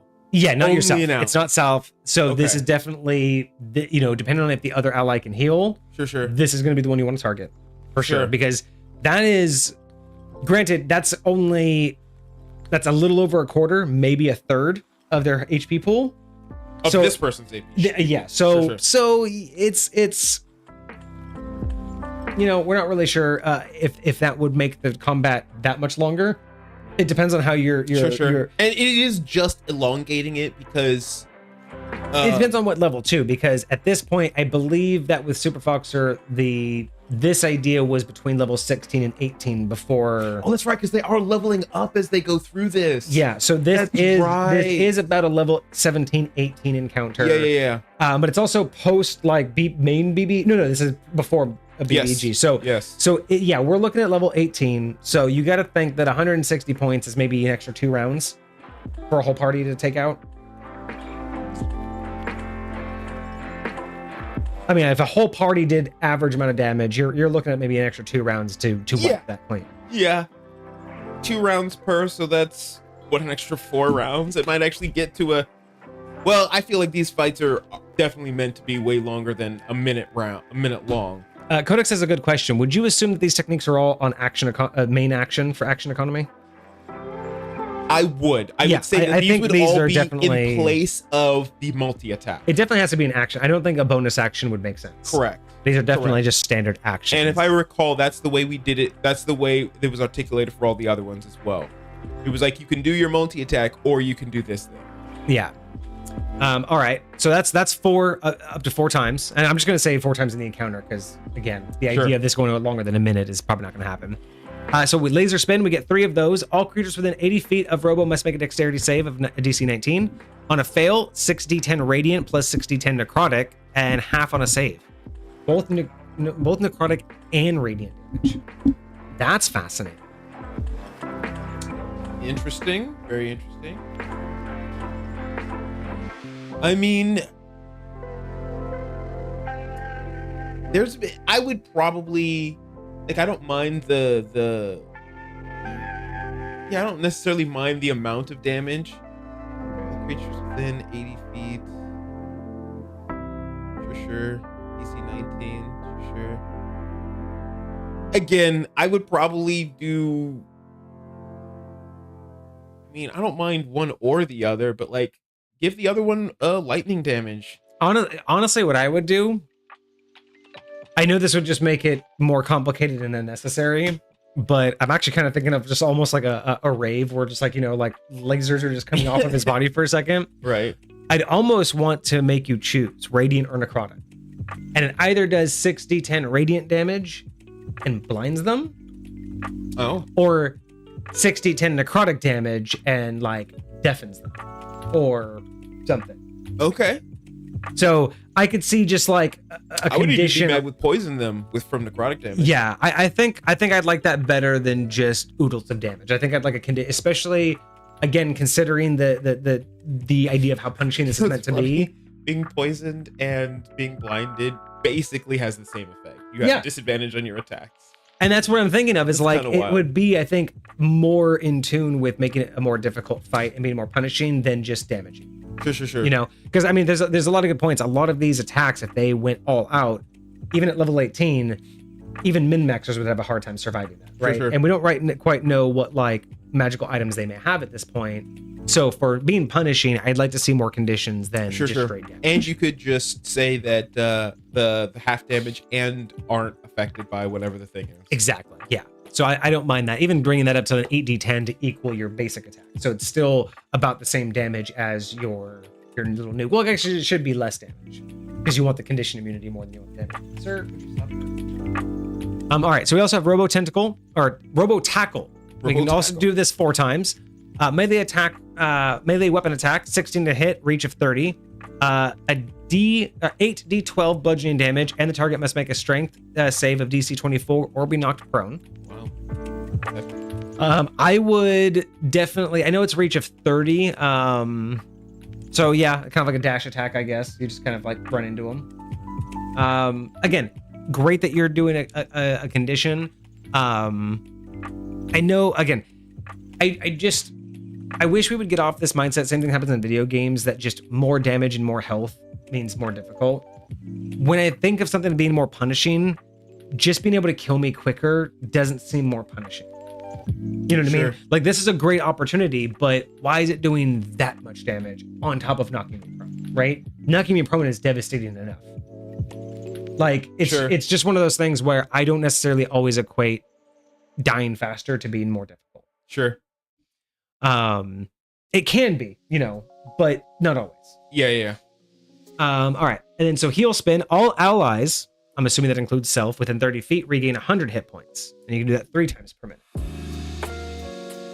So that on top of the other heal means that depending on how much health the other partner has, they may get up to full, like at least once or twice. Again, specifically knowing that these are dual fights, I think the all allies within 30 feet is kind of pointless. Again, if that is more related to the source material, I totally get it. It's just a part of what it can do. But, you know, I know, like, I get the idea of the other one where it's like any ally within 30 feet. Like, I have an ally, I can use it, I can point it, I can direct it. It's just gonna be there's that only person. 2. This is just basically the same healing factor or the same healing feat, but just less, said a different way. Sure. Because there's only one other ally. Yes. So the idea it just that have to be closer than. Well, actually, no. I have to be in the exact same distance. Yeah, this one just heals less. So it's yeah. I'm not much of a fan. I'd probably get rid of this one altogether. You don't need 2 healings, right? Unless you're gonna do a self healing. Sure. Yeah, but I think the first one was fine. I think we can get you rid of already that have automatic self healing, so you know. We also have electrocute. We can do that 3 times. All enemies within 60 feet radius from Robo must make a Constitution save, DC 23. On a fail, they take 10d12 lightning damage and have disadvantage on their next d20 roll until end of next round. And on a success, half damage, no disadvantage. So again, more conditions. I like that. Sure. Okay. Oh, he's over here. He's over by the door, staring at it. So yeah. I don't mind it.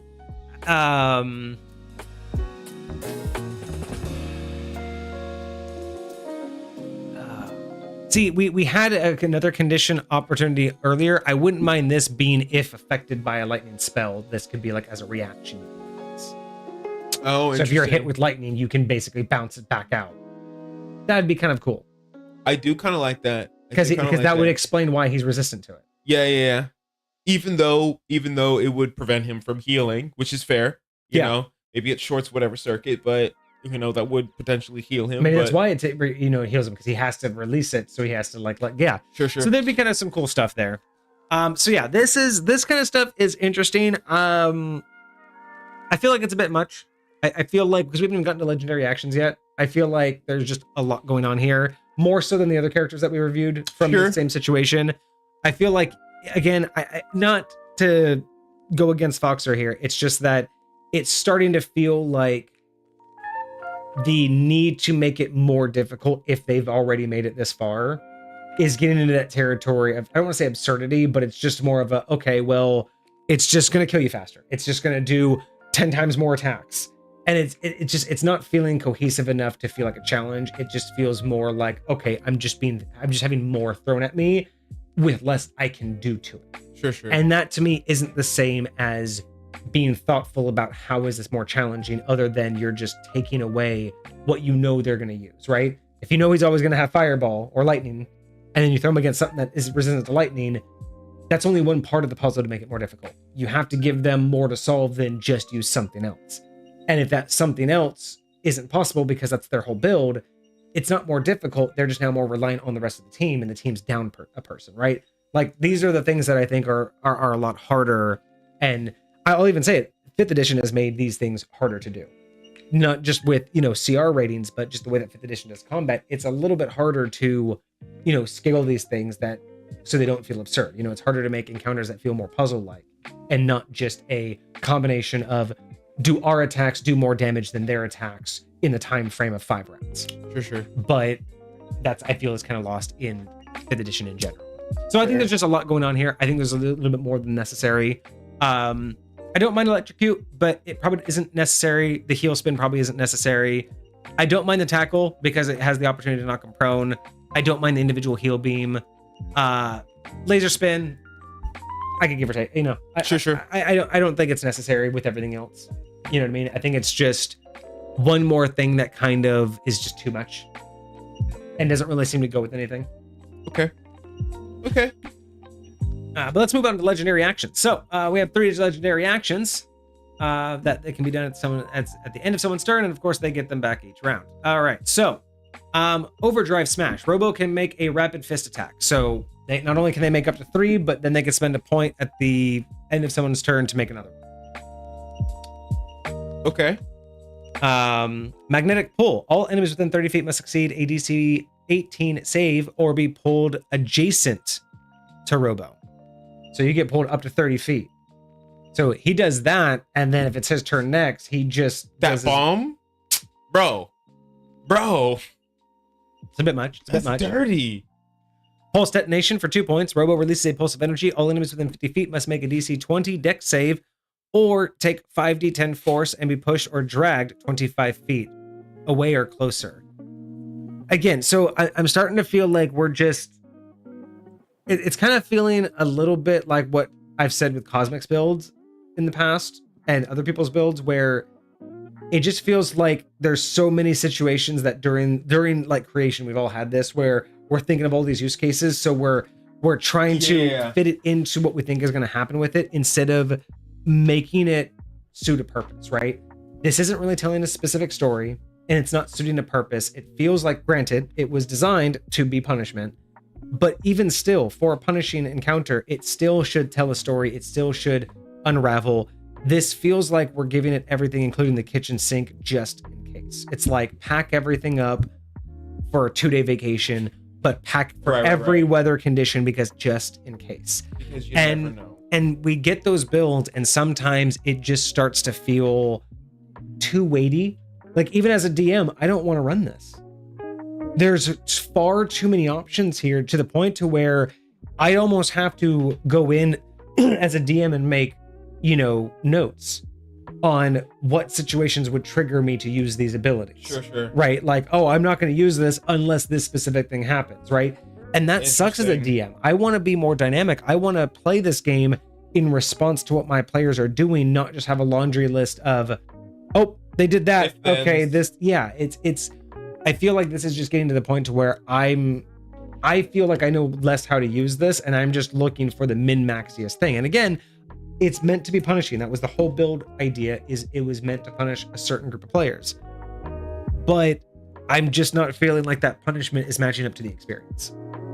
You know what I mean? And there's that fine line. It's a very difficult line to walk, but I think we've drifted away a little bit too much. And I will say, a lot of that will depend on the people, because, and you, I feel like, know this to be true. Like, the DMs get to know their players, right? Like, and there might be some people who, because to be very honest, you want to talk about punishing, talk about anything in like first edition, right? Like, everything around there is just punishing. Yeah. Like, you feel like you're gonna die at every point. You could just breathe wrong and like lose your entire character forever, and it's just sucks to suck, start over, bro. Like that. And I think that so something like this, it just feels like, okay, I'm up against something that's lightweight. I think I sent you some random TikToks of this guy talking about these weird eldritch monsters that existed in like 3.5 that are like these things that are meant to like keep gods in line or whatever. And there was one that had an ability that was just basically like, it hits you. It doesn't roll to attack. It just I don't care what your AC is, my guy. You take this much damage. Yeah. So sometimes, there are ways to punish without it just being like I can't win this feel. Sure. And I just don't think that this is hitting that good feeling of this is challenging. Again, it's like, I think we saw a sorcerer at one point where it just felt like everything the sorcerer could do was just a no. Like, nope, just nope bomb. Like, oh, you're going to do that? Nope. Oh, you're going to do that? No, I actually have an ability for that. Oh, you're going to try that thing? No, I have an ability for that. And it's like, that's no one wants that game. No one wants to play that game. I will say,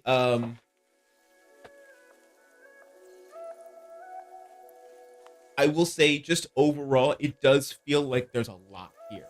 And for me as a DM, I feel like this would be challenging for me to play. That's what I'm saying is, as a DM, I don't want to run this because there's almost too much for me to keep track of, for me to also run a smooth combat while also trying to like know my own place. The abilities themselves are cool and good, but it's like I want to have like a small little collection of things that like work really well together, right? Yeah, I don't mind options, but Sure. this is a bit. Sure. We still have two more too. Oh. Then there's the dual ability. Okay, so we have precision lockdown. We can do this with 3 points. So we can only do this, once, per round. For 1 minute, all of Robo's abilities and actions will do their average damage or heal, except D20 rolls. If Robo rolls a 1, 2, 19, or 20 on a D20, the effects of this ability are suppressed until the remaining time the ability had left. During this downtime period, Robo cannot use legendary actions.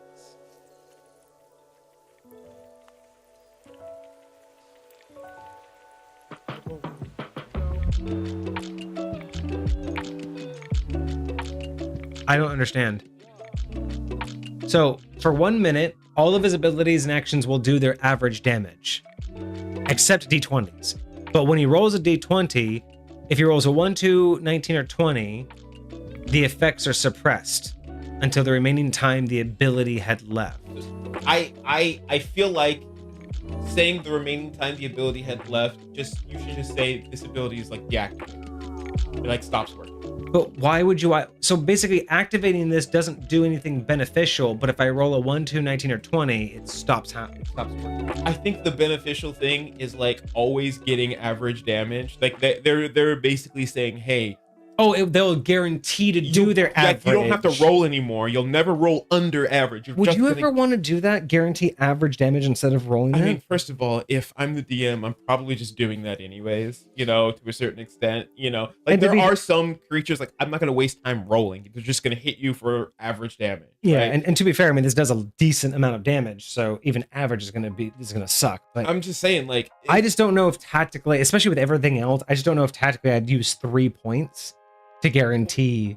I'd really not use it. Like the only reason I would use it is to help my players, because kind of like as a self. I'll give you an opportunity. Number one, I'll only ever do average damage to you, and number two, I'll give you the opportunity to potentially lose legendary actions, because my legendary actions can do some fucked up stuff to you. That's true. So it's just an opportunity for the DM to like give your players a little bit of downtime if you really want to. You know what I mean? Help them out. Interesting. Okay. Now, again, the character himself could have whatever reason he wants to for using that, but it's just how it manifests. Yeah, it's just interesting to think with that much damage being rolled, I don't think I'd ever worry about rolling low, just because of how much I'm rolling. You know what I mean? Yeah, like, remember they getting all ones on these? Like, maybe if you're having a real bad day of rolling and you just been getting ones on all your damage, like, okay, maybe throw up some average for a little bit. Yeah. See how long you can ride that, buddy. Okay. And the last one, tactical model override. Choose a creature Robo can see. For 1 minute, Robo gains +3 AC and advantage on all saving throws against that target's spells, attacks, or effects. If that creature attacks Robo and fails, or Robo succeeds on his save, Robo can immediately use one of their abilities, using its respective charge, once per round. The lock-on can be swapped with another creature that Robo can see as a bonus action on their turn while the minute lasts. That is very creative ability. That is a very That definitely reminds me of something from the source. That's definitely very video game-esque. And again, individually, it's cool. It's just a mess with everything else, though. I think this should be one of the few things that stays. Yes. Like that's like, yes, there's a lot of stuff, but I like this. I like this a lot. I would definitely use my creatures. Yeah, I would absolutely do that, because once you figure out who the damage dealer is, you just hone in and be like, fine, you, map me. I don't care. That, or like, say the wizard's like casting spells at you from the back, to be like, boom, I get +3 AC, stuff. yep. And anytime you do try and mess with me, kaboom. Advantage. I'm gonna hit you. I'm gonna hit you back. Like that. I would for sure use that. I think that's fire. That one's a lot better. Okay, so that one was our first of two. Again, this is our third or fourth tier of boss battles. Third tier. Yeah, so it's getting pretty hefty. Again, it's not that I want to take it away, because yes, we know that this is overpowered. We know that this wouldn't go in your standard game. We have to kind of take that into account. I'm just looking for the synergy of what the abilities do, and trying to see if mentally I could drop their damages down into something that makes more sense for an average game, and would it still work together, right? But so far, there's just too much going on here. And I'm getting the feeling that it's less of a challenge and just more of a slog. It's a bigger, beefier wall, but I still got to knock it down. Yeah. You know, when you still just got to just bang on the wall instead of actually have to learn how, like, what parts of the wall to bang on. That's kind of what I mean, right? It's like, it's just a thicker, heavier wall, but there's no challenge for me to find out how I can, like, meticulously get through it.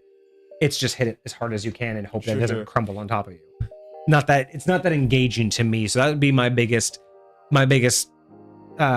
critique so far. Sure. Is this particular battle just seems, once again, stacked against my favor purely to be not even a challenge, just purely to be rude. It's just like, this thing is just there just to show me that I'm not as powerful as I think. It's a big old middle finger. It's a big old goose egg. All right, well, let's see what Isla, the humanoid creature that goes along with this, adds to the party.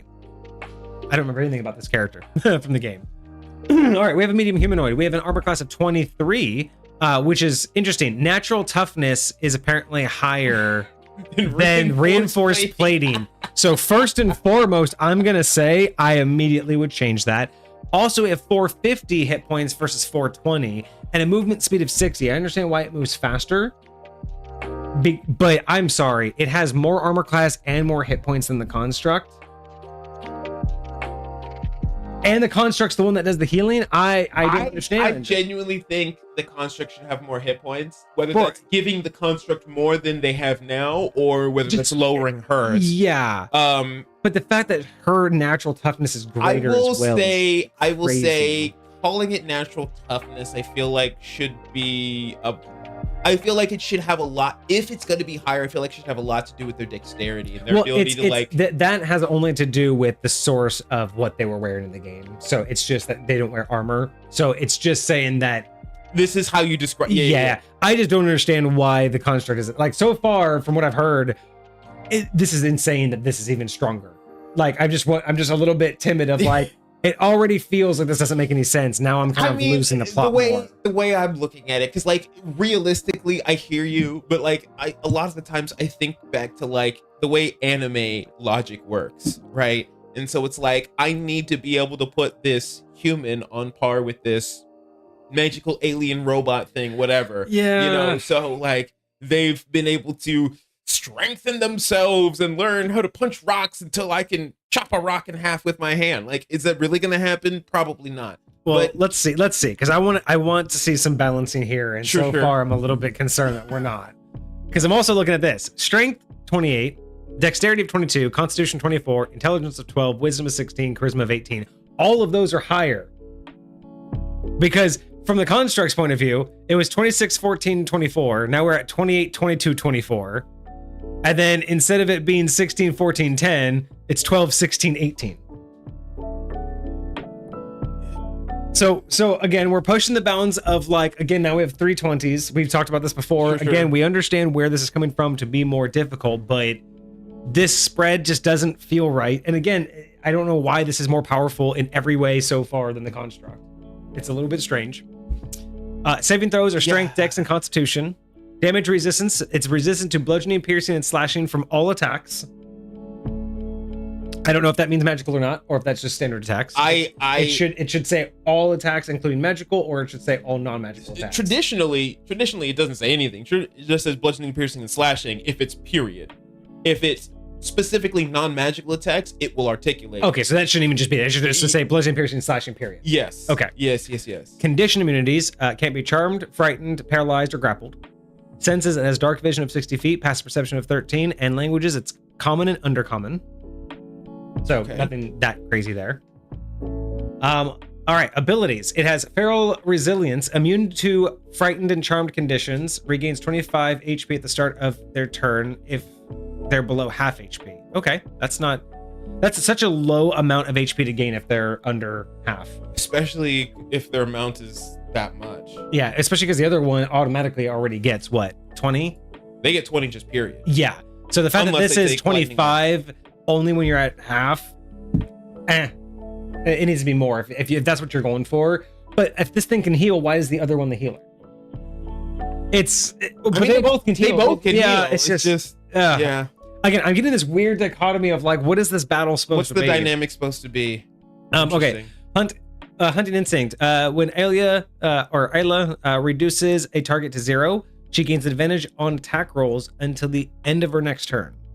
I'm gonna be curious how many attack rolls you get. Right, because it's a little lackluster. Like only for one turn. Like there's only 6 of them. Like you're only gonna get to do this a couple times, which is fair because these are PCs, not necessarily NPCs. Like if this is ability a PC got, this would be dope. Like, dope as hell. It's basically what's it called? The barbarian gets it, reckless attack. Yeah, but this, like a cooler way to implement it, right? Yeah, I love the idea. It's just is this the place to put it? Like that's interesting. Okay. Stone Age Supremacy. Ayla adds her strength modifier twice to all melee damage rolls. That's kind of cool. It doesn't sound like she's helping the battle yet. I'm gonna say I don't think she's helping the battle so far. I mean, granted, her strength is a +9, so she adds a +18 to every attack, to all damage rolls, to all melee damage rolls. Yes, so she gets a bare minimum 19 damage. She does bare minimum 19 damage every single time she does 19 damage. plus however many minimum dice you are rolling. Yeah. So if you're rolling 3 dice, it's minimum that plus 3. What'd you say, Codex? End of next turn, so it counts next turn, legendary reactions, etc. Oh, yeah. Okay, gotcha. So if any legendary reactions or reactions they take, it'll also be an advantage. Sure. Gotcha. Also, those legendary actions and reactions could trigger this to happen in the first place. That is true, and then it could just compound on itself. Now, well, I mean, I guess it's just until the end of your next turn. So if it activates multiple times in one turn, it's not gonna really have that much of a difference. It's just gonna be advantage. Yeah. So, okay. Something that this would have been kind of like more interesting to do, and this would be, I guess, more if it was a player, not a boss battle, because it wouldn't really make sense. But a cool lore thing for the Stone Age Supremacy is to have this tied to, like, instead of being additive, I would love this to be like a multiplier. Because, like, if you think about the standard weapon damages, right? Sure. Like, 1d8, 1d10, maybe a 1d12. Mm-hmm. What if this one was they can add their strength, they can like multiply the base dice by their strength modifier. So it's like if your 1d10 turns into, in this case, a 9d10. And so if you had 2d10, it would turn into 18d10? Or just you just add the 9 10s instead of the 9d10s instead of doubling. But something like that, where it's more of you would add that many number of dice instead of doubling the modifier to the damage. Sure. That could be maybe a different way to role play. I do kind of like that. I think that would make it a little bit nicer, and I think it would make it sound more terrifying. That would definitely be more terrifying. Holy moly! Because then it just depends on what weapon you give them. Yep. They'll just add the dice to it, right? So, because again, from a player point of view, if they wanted to carry around a dagger, because if they were a rogue using this, then they would get that many rogue 94s. dice. Yeah. So there'd be crazy games. All right, so unstoppable moment, you get 2 per minute. You can move up to double speed and use an additional ability on their turn. So they could double their speed and then use one of these other ones again. So it's like a freebie. When you say ability, are we talking one of these, the feral resistance, the hunting instinct, the supremacy? Basically, you get to double your speed and then do it again. So I know I label these abilities, but I don't think that was I don't necessarily think that's what they meant. Oh, so like by maybe this. I think it might mean the techniques. Okay, gotcha. So they could use like when we get to techniques, like it might mean I that can would use make an a lot additional more one of sense. those in your turn. That might make a lot more sense. And then we have Stone Age Stubbornness. They add their Constitution modifier, in this case +7, to her saving throws against spells in addition to their normal modifiers. Oh. In addition to their that's kind of cool. That was so would you say if they were making a Constitution saving throw, they would just add that 7 twice? Yeah. Okay. Yeah. Cool. Okay. These things sound cool. I don't know how they mix with the first character. I'm really waiting for those dual techniques because I'm kind of lost on what this pairing is supposed to be. We have another multi-attack for the actions. They can make 3 melee attacks. They can do triple kick 18 to hit, reach of 10, consumes all 3 attacks. So this is your multi-attack. Okay. 3d12 plus 18 each. If all 3 hit the same target, DC 23 con save or stunned until the end of the next round. That's the kind of shit I want to see. Those conditions, right? Where you get this multi-attack and at the end of it, if you succeeded all 3 hits, something else happens. That's fucking phenomenal right there. That is kind of cool. Like, that is cool. Flat out, that right now, out of everything we've read today, no changes. The only thing I would say, absolutely zero change. It's a good amount of damage. It's a good attack, and it has a dope ass condition. So, if all 3 hit the same target, so you can have multiple targets, but if you focus all of them on the same target and all 3 hit, you get an additional condition, which I fucking love. That right there, gold. Absolute gold. Like, that ability alone should just be a thing. Yeah. It kind of reminds me of what we did at OSR with Group. Because the melee, you get 1, 2, 3. Oh, yeah. In game, you knock them up. We reduce them to 0. Same fucking thing. Yeah. Absolutely same thing. All right. Cat Frenzy. 1 per round, plus 18 to hit. 5d8 plus 18 slashing damage. If the attack hits, the target begins to bleed. And that's right. We've got the bleeding mechanics from the last time we did this. Oh, yeah. So that would be it. What's going on, Codex? So 3 melee attacks for multi-attack, right? And melee attack option. Save for. Oh, got you. That... I got it. Cat Frenzy isn't a melee attack, and I'm assuming they also mean that the other 2. It's not? Well, it's 18 to hit, yeah, and it's slashing damage, so yeah. I mean, I'm assuming. And then Boulder Toss, DC 21 save, strength save, or be hurled. So that's not really a melee attack. Correct. And then the kick, 1 enemy within 30 feet, they leap to deliver a spinning kick. Unless these are all considered supposed to be melee, and the idea is that this is supposed to be a very mobile character. Right? I will say so that last jumping from that last one still counts. I would think still counts as a melee attack. So I would say Cat Frenzy. So you can either do any 3 combos of Cat, or you can only do Cat Frenzy once per round. So you can basically do 2 kicks in a Cat Frenzy or a triple kick. Full multi-attack. That's basically it. Is you could just well, actually, and you can only do Cat Frenzy once per round. So you can either do 3 kicks or 3 triple kicks. This doesn't make any sense. Now it's actually falling apart the more we dissect it. Either you do a triple kick or you do 3 kicks. Or you do 2 kicks that have leaps that you can leap to people. So I guess that does make sense though, is with Cat Frenzy, it's or with triple kick, it's anyone within 10 feet, and the idea is to hit 1 target. Whereas with the kick, the Redundo kick, or the Roundillo kick, you get to jump to other targets, right? So you get to basically leap across the battlefield. So I think the idea that the triple kick and the Rodillo kick, again, with the multi-attack, maybe we didn't have to say multi-attack. Maybe both of those could have just been 3 attacks each. Because then that would have been interesting. You would either had triple kick, which is anyone close to you or 1 person with a special condition, or you do 3 of the Rodillo kicks, which give you hella fucking movement around the battlefield. And then on top of that, you get the Boulder Toss. And the Cat Frenzy as just other sides. I think this makes more sense if you just get rid of multi-attack and have triple kick and the Rendillo kick as just 2 packaged multi-attacks themselves.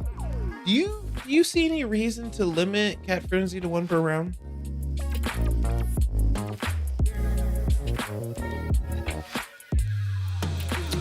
If the bleed mechanic is just considered too punishing. Like if you can make more than 1 character bleed in a round, maybe that's why. But I don't see why. See, I would think it's only because of the stacking that happens with bleed. So I would say instead of saying 1 per round, 1 per target. Oh yeah, one then set, you just have to do different targets. That way, you could still fall into the multi-attack. Because I feel like, why not? Like, yeah, the bleed mechanic is a cool mechanic, right? But if we're trying to avoid it becoming OP or too crazy or whatever, then let's just focused. I mean, honestly, I'm still, even with all of this, even with unlimited bleed stacks, it's still not even coming close to the other character. It's still just not adding to the fight. Honestly, this thing is just on the battlefield. I think the other character is your target. This is mainly just a distraction. Other than the fact that it has more hit points and it's harder to hit, and maybe that's the idea. You think, oh, this is gonna be the weaker one. It's harder to hit. It takes longer to go down, while the other one's doing all the damage. And this one so far isn't healing. So why even like if you can tank this? We haven't got to their techniques yet, so they might. But so far, as far as I'm considering, this is the mosquito bugging you while you're trying to attack off the bear. Sure. Because this thing is not doing like this thing could kill you, but the big concern is the fucking bear in the corner. Yeah. But yeah, let's see what those techniques are all about.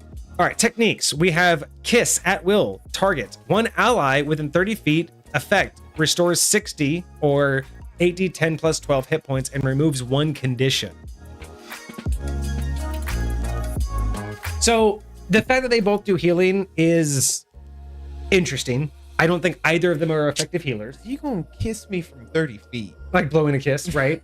I mean, I guess. That's the other thing too, is I like this one more because it removes a condition. Sure. But both of them having healing is a little bit weird, and neither of them are effective. This one's at will, dude. The other one was limited to 3 per round or 3 per minute. Which again, it doesn't. You know what I mean? It's all part of the game. It's all part of combat, right? You're still getting 3 per combat. Yeah, but this is every turn. But if it's an action, that's not going to be very effective. I mean, 30 hit points when you have, like when you're dishing out 80. You mean 60? Oh yeah, 60. I mean when you have 400 hit points like to start with, and the your enemies are dealing out. Well, I guess 60 to 80. Yeah, actually, yeah, that's about how much you'd be dishing out per character every round. Yeah, you can nullify one character's damage, if they hit, every round. Yeah, which making this and if this is meant to be is the annoying healer that just can't be killed. Oh man, again, this is just feeling unfun so far. So it gets charmed 3 times per minute. One target within 30 feet, DC 18 charisma saving throw, or be charmed until the end of Alia's next turn. While charmed, they cannot take reactions or attack or whatnot. Tailspin 3 per minute. Area, all enemies within 40 feet, within a 40-foot radius. Each creature must take a DC 22 dexterity saving throw. On a fail, 8d10 bludgeoning damage and pushed 10 feet. On a success, half and no. Squirrel girl, does she have a tail? Yeah, see, this is what I'm like. None of this feels as cohesive of a story as I'd like. I'm really struggling with this one. Prehistoric rage, and again, there's a lot of like prehistoric, Stone Age. I don't remember the character enough. Maybe she's like a cave woman from the past. You get one of these per minute. All enemies within 90 feet. They slam the ground with her fists, unleashing Primal Fury. Damage is based on her missing HP. Above 75%, 8d10 plus 10 force damage. Between 50 and 75, 10d10 and plus 20. Below 50, 10d12 plus 30. Strength save DC 22 or be knocked prone. Below 25, 12d12 plus 30 force damage, and the affected terrain becomes difficult. Because save is a DC 22 strength or be knocked prone. 56 is the average for the KISS equation, not 60. Oh, okay. Gotcha. So that's cool. I like the condition being based off of how damaged they are. That's really fucking cool. I think there's an easier way, because not everyone's going to know what the percentages are unless you pre-write them. Sure. That would just be a little bit work on the DM. I think there's an easier way to do it, but I don't mind it. I really don't. I think that's really cool. Out of all of the techniques, that's the only one I like. It's really the only one I like a lot. It makes a lot of sense, kind of makes the character feel their own. I don't mind charm, but charm is just a little basic. Remember, Codex, this is meant for the characters wanted this. The players in this particular from that Foxer made these for particularly wanted a punishing game. So yes, all of this is overpowered for a very specific reason, but we're also just trying to look at synergy and harmony within the confines of that. So even if you lowered all damages by 75%, which would probably be around what an average, build would be. Sure. That's kind of what I'm in the back of my mind taking into account is if all of this was 25% the damage, would it still synergize? Sure. But it's meant to be a difficult game. So yeah, I'm not really a fan of these techniques. I think the kiss is the problem. The charm and tailspin, I just don't think fit. They're punishing, sure, but I just don't think they're gonna fit the whole build. And so far, no synergy with the other character. I feel like I feel like nothing about them being a partner, anything more than everything got paired up. I'm really curious because like you could kind of tell with some of the other ones, like which abilities that they were going to be able to use together. Like I'm curious what abilities these two are going to be able to actually use together. I don't see them. Yeah, like I don't see anything that like if one does one thing, the other one should follow up with the next. I don't see that in here. Now we get our legendary actions. So we get Ferocious Leap with 1 point, move up to 30 feet, and make 1 triple kick attack. That's basically combining the Roundtilla kick. Yeah. With the triple kick. Crazy, yeah. That's kind of cool. Get you some. Intimidating Roar. All enemies. Actually, you know what? I wouldn't even mind Ferocious Leap because it's a legendary action. I wouldn't even mind that if it was like, again, to make it more synergistic, if your ally got attacked, you may use this to go towards its attacker. Interesting. So basically that would make it more synergistic where it's like I can leap 30 feet to do a triple kick if you attack my ally. Right. So I can just basically, you attacked him? Fuck off. So that would be, I think, a little bit cooler, but I still like it. Intimidating Roar, 1 point. All enemies within 30 feet must succeed a DC 18 Wisdom save or have disadvantage on offensive abilities until the end of their next turn. I think it should just be one person's next turn, not individuals. What do you mean? So this says all enemies within 30 feet will have disadvantage until their next turn. So it basically means each and every one of them have their own individual countdowns, like for the rest of the round. It would just be easier for everyone to just be like, because how long can a round go? And you're like, oh wait, am I still on it? Well, it was his turn first, but you're still on it. I'll say this: if like end of the next turn would be fine. Because nothing really happens. Well, at least in 5th edition, I've never seen anything worded at the end of the round. Okay. So, it's usually at the end of someone's turn. And so it's usually the person affected's turn or the person casting its turn. I wouldn't even mind if this says at the start of Isla's next turn. Like at the start of her turn. It's basically at the end of everybody else's. And with that, it's again, I understand what you're gonna say probably in response to what I'm about to say. They usually do that. They usually word it like this, so it'll actually have a chance to have an effect. Meaning, if I cast this and there's only one more person between me and my turn, then this is gonna be dead for. Oh, because it's a legendary action because it's after someone's turn. Yeah, gotcha. Okay, so it's just trying to extend. It's just trying to extend the life of it for a full round for a particular individual. Okay, that's fair. That's fair. Yeah. Again, 5th edition is not my forte, so sure. Little things like that I can totally get. Okay. All right, so where are we at? Crushing Strike takes 2 points. Melee attack plus 17 to hit. 5d12 plus 9. Target must make DC 20 con save or be paralyzed until the end of their next turn. So we're getting a lot more conditions, but they're all kind of doing the same thing. They're all just kind of stopping you for your round. This isn't doing a great amount of damage, and it's a lot of action economy when it seems like there were other things, that could do this effect. Honestly, for less action economy. I think Crush Strike Furious Leap should switch between. Yes.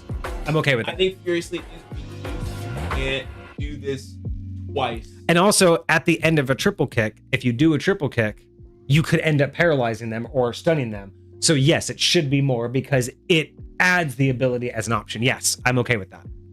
Yeah. So Bloodlust, also 2 points. Until the end of Isla's next turn, all of her attacks inflict bleeding. Fine with that. That's actually kind of cool. That is kind of cool. Primal Frenzy. When Isla uses the ability for the first time, a 1 minute timer starts and her crit range is increased from 20 to 18. So basically 18 to 20 crits. Yes.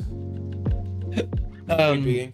Every time this ability is used within the 1 minute timer, her crit range is increased by 2. So it goes down to 16, then 14, and so on. When the 1 minute runs out, her crit range goes back to 20, regardless of how much she expended it before. So if she does this 3 times, she could bring her crit down to a 12 or a 14 if she has 3 rounds to do this. So it's kind of one of those things where she's got a minute to do this. Well, because or 3 points. So every round she can only pump it once. So she activates it, she gets 18. The next round she gets 3 points, activates it again. Now she's at 16. Yeah. So it's like you could in 3 rounds get justifiably down to 14 crit, but that means you're doing nothing else on your legendary actions. But it only takes 3 rounds. So she's gonna get this. Like, there's no reason not. Like, why would I do anything else? Why wouldn't I just make my crits? I mean, granted, her crits aren't that harsh, but they're better than anything else. I would say her crits would put her just over the average damage for the other one, the other dude. Yeah. And if she did this enough to get her crit range down to a 10, 4 then rounds, I would say 5 she's rounds. scared. Because the likelihood she's going to roll over a 10 is Yeah, but that's 5 rounds she'd have to do this as legendary action. So and she'll survive that long with that AC and that life. And homie healing her. Yeah. So it's like I just spend the first half of this battle. So this is definitely an attrition game. You're trying to super scary. And not knowing that, again, not without any meta game, you wouldn't know to target her. And she's the harder one. So yeah, I don't understand what this fight's supposed to be. I don't understand the challenge. I don't understand the puzzle, right? It just looks like it's just beat on a heavier wall instead of it actually be a solvable puzzle. Again, this might be balancing for a regular party, but I kind of like that ability. Make it concentration. Ooh, yeah. Make it concentration. Hell yeah. You can do all of this stuff, but anytime you take damage, even if they have an advantage on concentration checks, sure, totally fine. And to be honest, their concentration, they already add their constitution modifier on top of their concentration. Okay, maybe they don't need it. They don't need advantage, but you know what I'm saying. You know, yeah, for sure. That would be cool. Concentration would definitely solve that, because then it would be more worthwhile and it would be more intense. Yes. Instead of it just a guaranteed, well, you're fucked up. Sure. All right, and then the last one, instinctive toughness. Until the end of the next round, Isla adds her strength modifier to all her saving throws, and she automatically succeeds the first saving throw if it's a strength, dex, or constitution save while this effect lasts. So adds the strength modifier to all saving throws and automatically succeeds the first saving throw. I don't know what, like the first one, I'm assuming in combat. I think it's just the first one after I activate this ability. The first one that you get next, and then it's a strength, dex, or con. Okay, it's a guaranteed, and then you get your strength. That's kind of cool, actually. That one's pretty dope. And so that's your strength modifier on top of whatever else you would get. Yeah. So if it happens to be con, you get your strength modifier on top of your con modifier on top of your con modifier. Yeah. Okay. That's fucking wild. So even more so, I'm more confused. While we did see a lot more in here, similar to the previous one where individual things were kind of cool, there's a lot in here that just doesn't belong at all, either on the character or in the duo. But even more so, I'm just having a hard time understanding what the duo's synergy is. So let's move on to the piece de resistance. The dual techniques. Yeah, the dual techniques. The whole purpose of why these combos are here. So these techniques, how to use. Both Robo and Isla must be conscious and able to act. So they can't be paralyzed, stunned, or anything else like that. Both must be able to spend the required charges. I'm assuming that's like legendary actions. Or no, charges of specific abilities. I see that down there. Yeah. Okay. So they must both be able to use the abilities, they must be able to act, and these count as magical attacks even for physical components. So these are magical attacks for purposes of resistance. So we get Boogie. I don't know why there's suddenly a dance theme. All right, so it will cost 1 of Robo's tackles and 1 of Isla's charms. So his tackle is one of his techniques. So he has to be able to use 1 of his tackle techniques. Okay. And she has to use 1 of her charm spells. Okay. So they both use those, and they get Boogie. Area, all enemies within 60 feet from Robo and Isla. So I'm assuming that's 2 bubbles. Because they don't. What it sounds Because like. it doesn't say they have to be next to each other to do this. A DC 20 Wisdom saving throw. I would even say that all enemies within 60 feet of Robo and Isla, and then I would even put in parentheses, Robo and Isla must be within 60 feet of each other. Okay. At least to give us some sort of understand. Like Right. like the 60 feet right eye have to overlap for them to have a connection. Sure. Venn diagram. Yeah, exactly. All right. Save DC 20 Wisdom saving throw. Effect. Each enemy must succeed on a DC 20 Wisdom saving throw or become slowed for 1 minute. On success, the effect lasts 3 rounds instead. Description. Robo and Isla perform a confusing dance, slowing all enemies in the vicinity. I mean, slowing them for the next minute, oof, that could be devastating. I don't mind this ability. It's, again, just doesn't seem to match and fit. That was very aggressive. Again, it just doesn't seem to fit the whole motif, but all in all, I don't mind. I also theoretically don't mind it. Let me. It's punishing for sure. Real quick, what slow? So there's a spell called slow, and I'm assuming it means doing something similar. An affected target speed is halves. It takes a -2 penalty to its AC and dexterity saving throws, and it cannot use its reaction. On its turn, it can either use an action or a bonus action, not both, regardless of the creature's abilities, magical items. It can't make more than one melee or ranged attack during its turn, even if you have multi-attack or whatever the case may be. If a creature attempts to cast a spell with a casting time of 1 action, roll a d20. On an 11 or higher, the spell doesn't take effect until the creature's next turn. So this might be a little bit much to last for a minute. To affect the entire party like that, because if this works, that literally...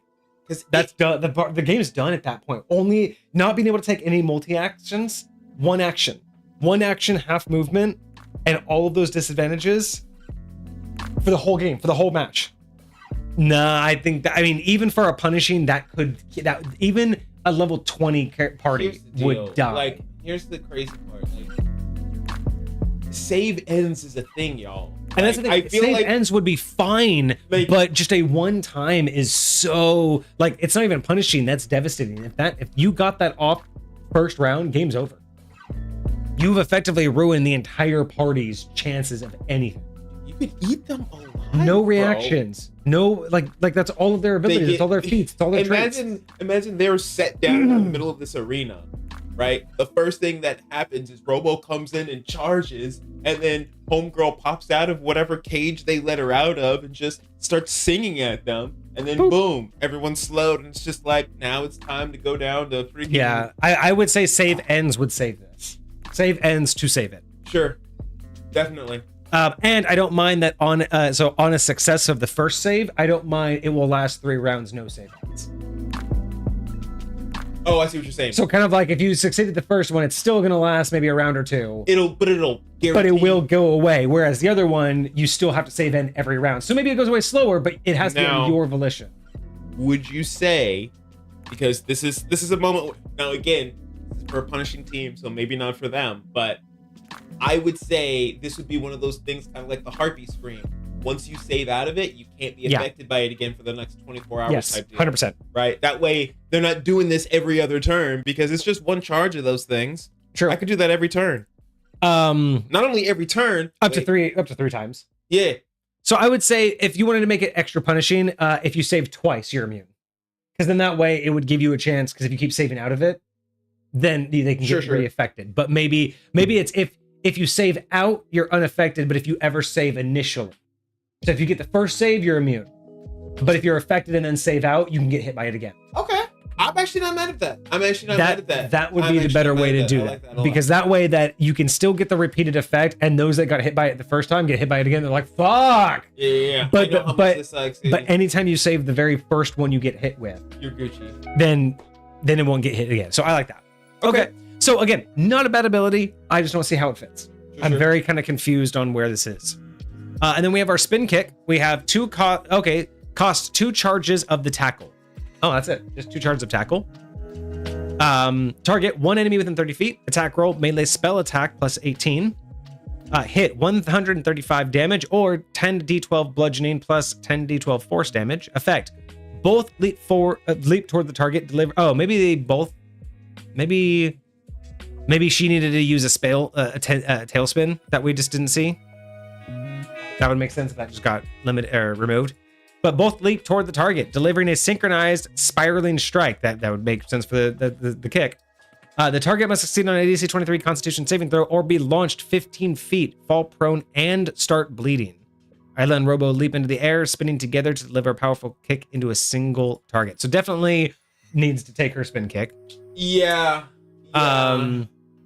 So it's a melee attack, one enemy within 30 feet. So if they must succeed a DC 23 Constitution or be thrown 15 feet, fall prone, and begin bleeding. See, that's the kind of synergy I'd like.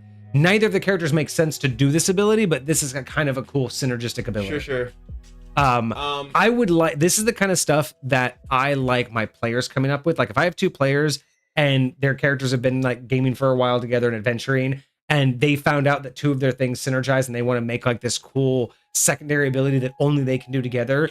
Sure. This is the kind of stuff I let my players do themselves. Like, if my monk and my, if I'm a monk and I'm next to the barbarian and we both just, like whatever the like axe kick thumb dude or spark kick dude in the chest, and we both do it at the same time. Can we get some knockback feature with that only we do together? If we're like, that's the kind of specialty feats I like. This inspires me for that. I like this for that reason. I don't think it fits with these characters, but overall, that's the kind of shit I'm looking for. And if it cost each of them 2 charges, like if it cost him 2 tackles of his 4 and her 2 spins of her 3, yes, that would be not only devastating, but worth it.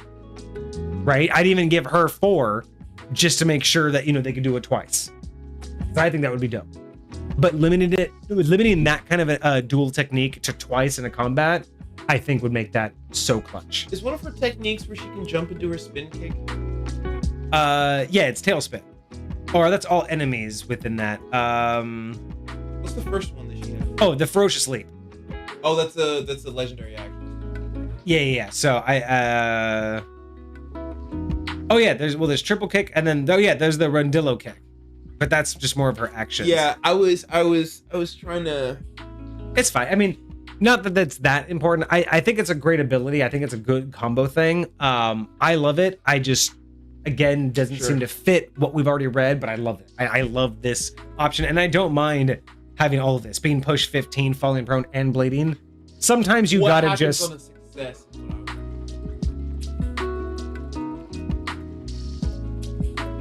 If they fail, that's what happens. But if they succeed, I'm assuming half damage, don't fall prone, don't get launched, don't get bleeding. I'm assuming that just none of the conditions apply. It's always just half damage, no conditions. That's usually it. And I'm just trying to think, for all of this usage, should maybe they get pushed back 5 feet or 10 feet? I don't mind that. Like you still get pushed, but the other conditions don't apply. Yeah. I'm okay with 5 or 10 feet. That would justify it.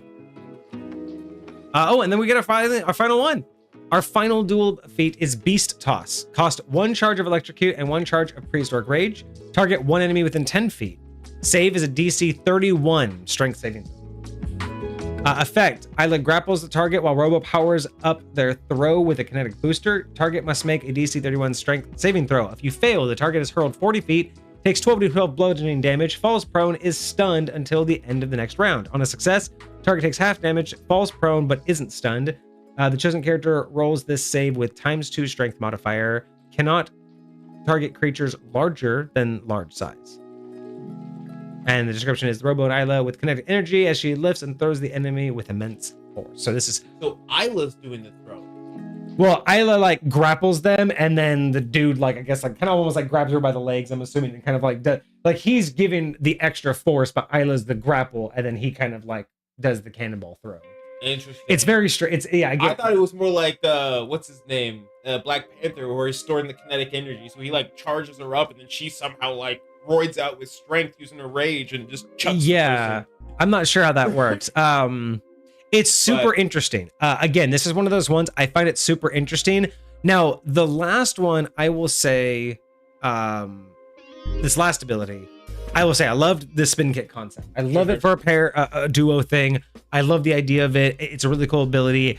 I said I didn't quite understand it based off of the builds that we've read so far. Just the two characters coming together to do this didn't make sense.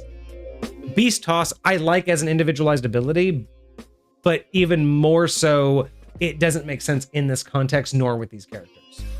As in, I like this as a standalone ability, but I don't think it needs two people. I think this is kind of like a barbarian thing, or like cool concept, but falls further out of the picture for me. Sure.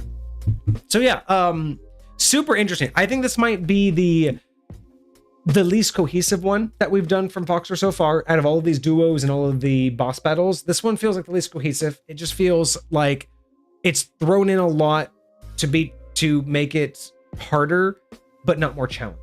That makes sense. Or is it more challenging but not harder? I don't know how to.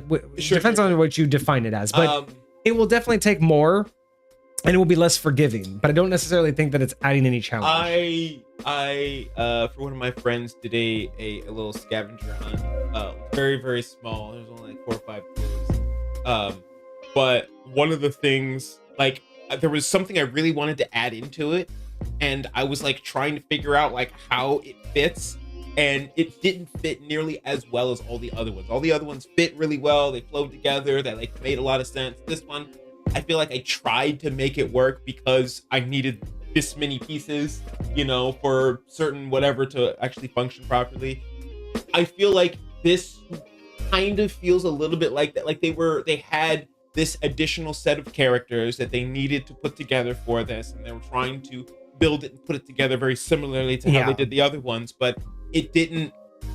The concepts were great, were there, but like when it comes to like the actual having it manifest or flow from the characters themselves, it felt like it was kind of more like pieced together. So, yeah. I mean, big roller coaster here on how I was liking it. I like the first creature a lot more. Isla kind of made the entire thing fall apart. The dual abilities were really cool, but again, just didn't feel cohesive. I will say there's a good amount to be said for what was in here. I will give it an inspiration point because there were some cool ideas. Very cool ideas. I loved a lot of what we looked at. It's just, all in all, it's not coming together fully. So I think this might be Foxer's lowest score so far, but I'm gonna have to say 5 out of 10. 5 out of 10? It's getting the inspiration point, to be completely honest.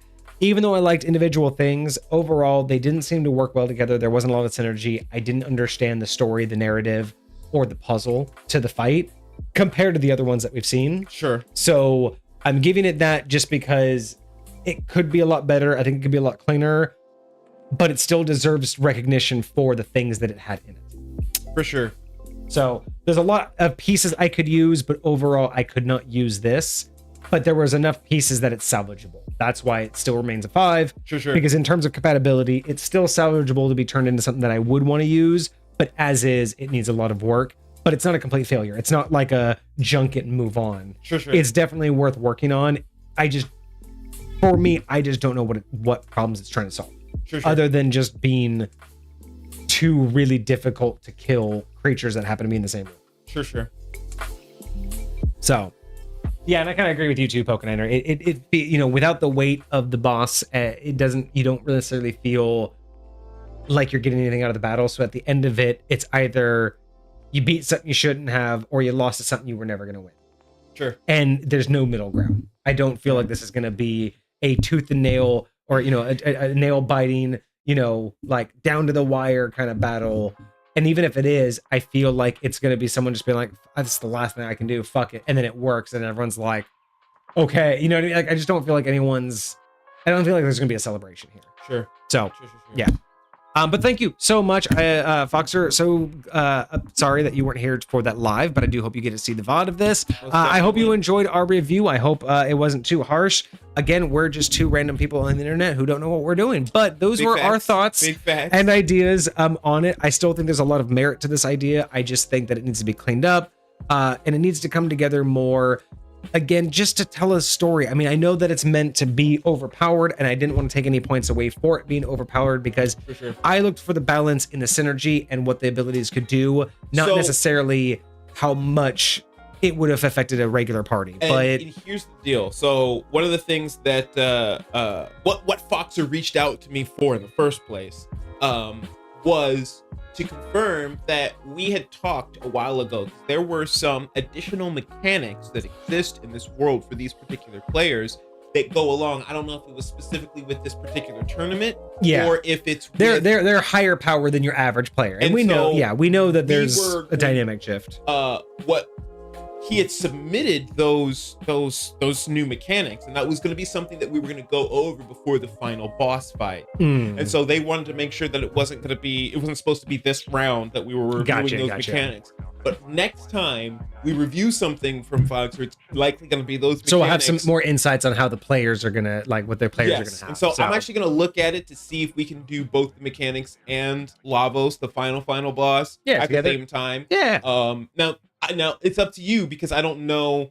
if they would get different scores. If the it would probably be more of a showcase versus. I mean, it really depends. I mean, again, we're trying to show these off in terms of their synergy, regardless of how overpowered they are. You know, I don't know if knowing the abilities will really change what we're trying to do. Because it's more about not the scale of it. The abilities and not necessarily reviewing them. Just maybe looking them over, like, even after the fact. So again, I hope you enjoyed it. I hope you like what we said. I hope it gives you some ideas. I'm really curious because I think that these haven't been played through yet. I don't know if the players have actually fought these yet. So I'm actually really curious if you have any feedback for us. But if you had play tested them, or if you have sent your players through it, let us know in the comments or in Discord. But absolutely, that was it. That was the dual techniques from the Machine and the Savage. Thank you so much, Foxer. We appreciate it. And if you want to see your own homebrew on here, you can always submit it to us in our Discord. But otherwise, thank you all so much. We appreciate it. All right. Well, that was our review for today. Thank you all so much for showing up. We are probably going to cut it there. Let's see. Friday. Friday. Friday. Let's go. I have Friday off. So I am very open to ideas, whether we want to do D&D discussions and pick up some of those topics that we talked about when you weren't here, or whether we want to I don't know. I don't know what else we want to do. I definitely wouldn't be mad at that. I love to get into some D&D discussions. Okay, let's bring that back up. We'll do some D&D discussions. If y'all have any topics that you want to hear us talk about this Friday, anything you want to hear us tangent off of regarding D&D or the TTRPGs, let us know in the Discord. We would love to know what you guys want to hear us talk about, and we will be back on Friday with some tangent topics, and we'll have some fun back in the studio. But otherwise, I hope you guys had a fantastic weekend. I hope you guys have a great week ahead of you, and we'll be back on Friday. If you see us online between now and then, stop in, say hi. We'd appreciate it. We post every single day on TikTok, and we are posting more on YouTube here soon, so I'll be getting some more edited content out there as soon as I can. But otherwise, I hope you all enjoyed the stream. I hope you enjoyed the review, and we'll see you guys on Friday. Cheers. Deuces.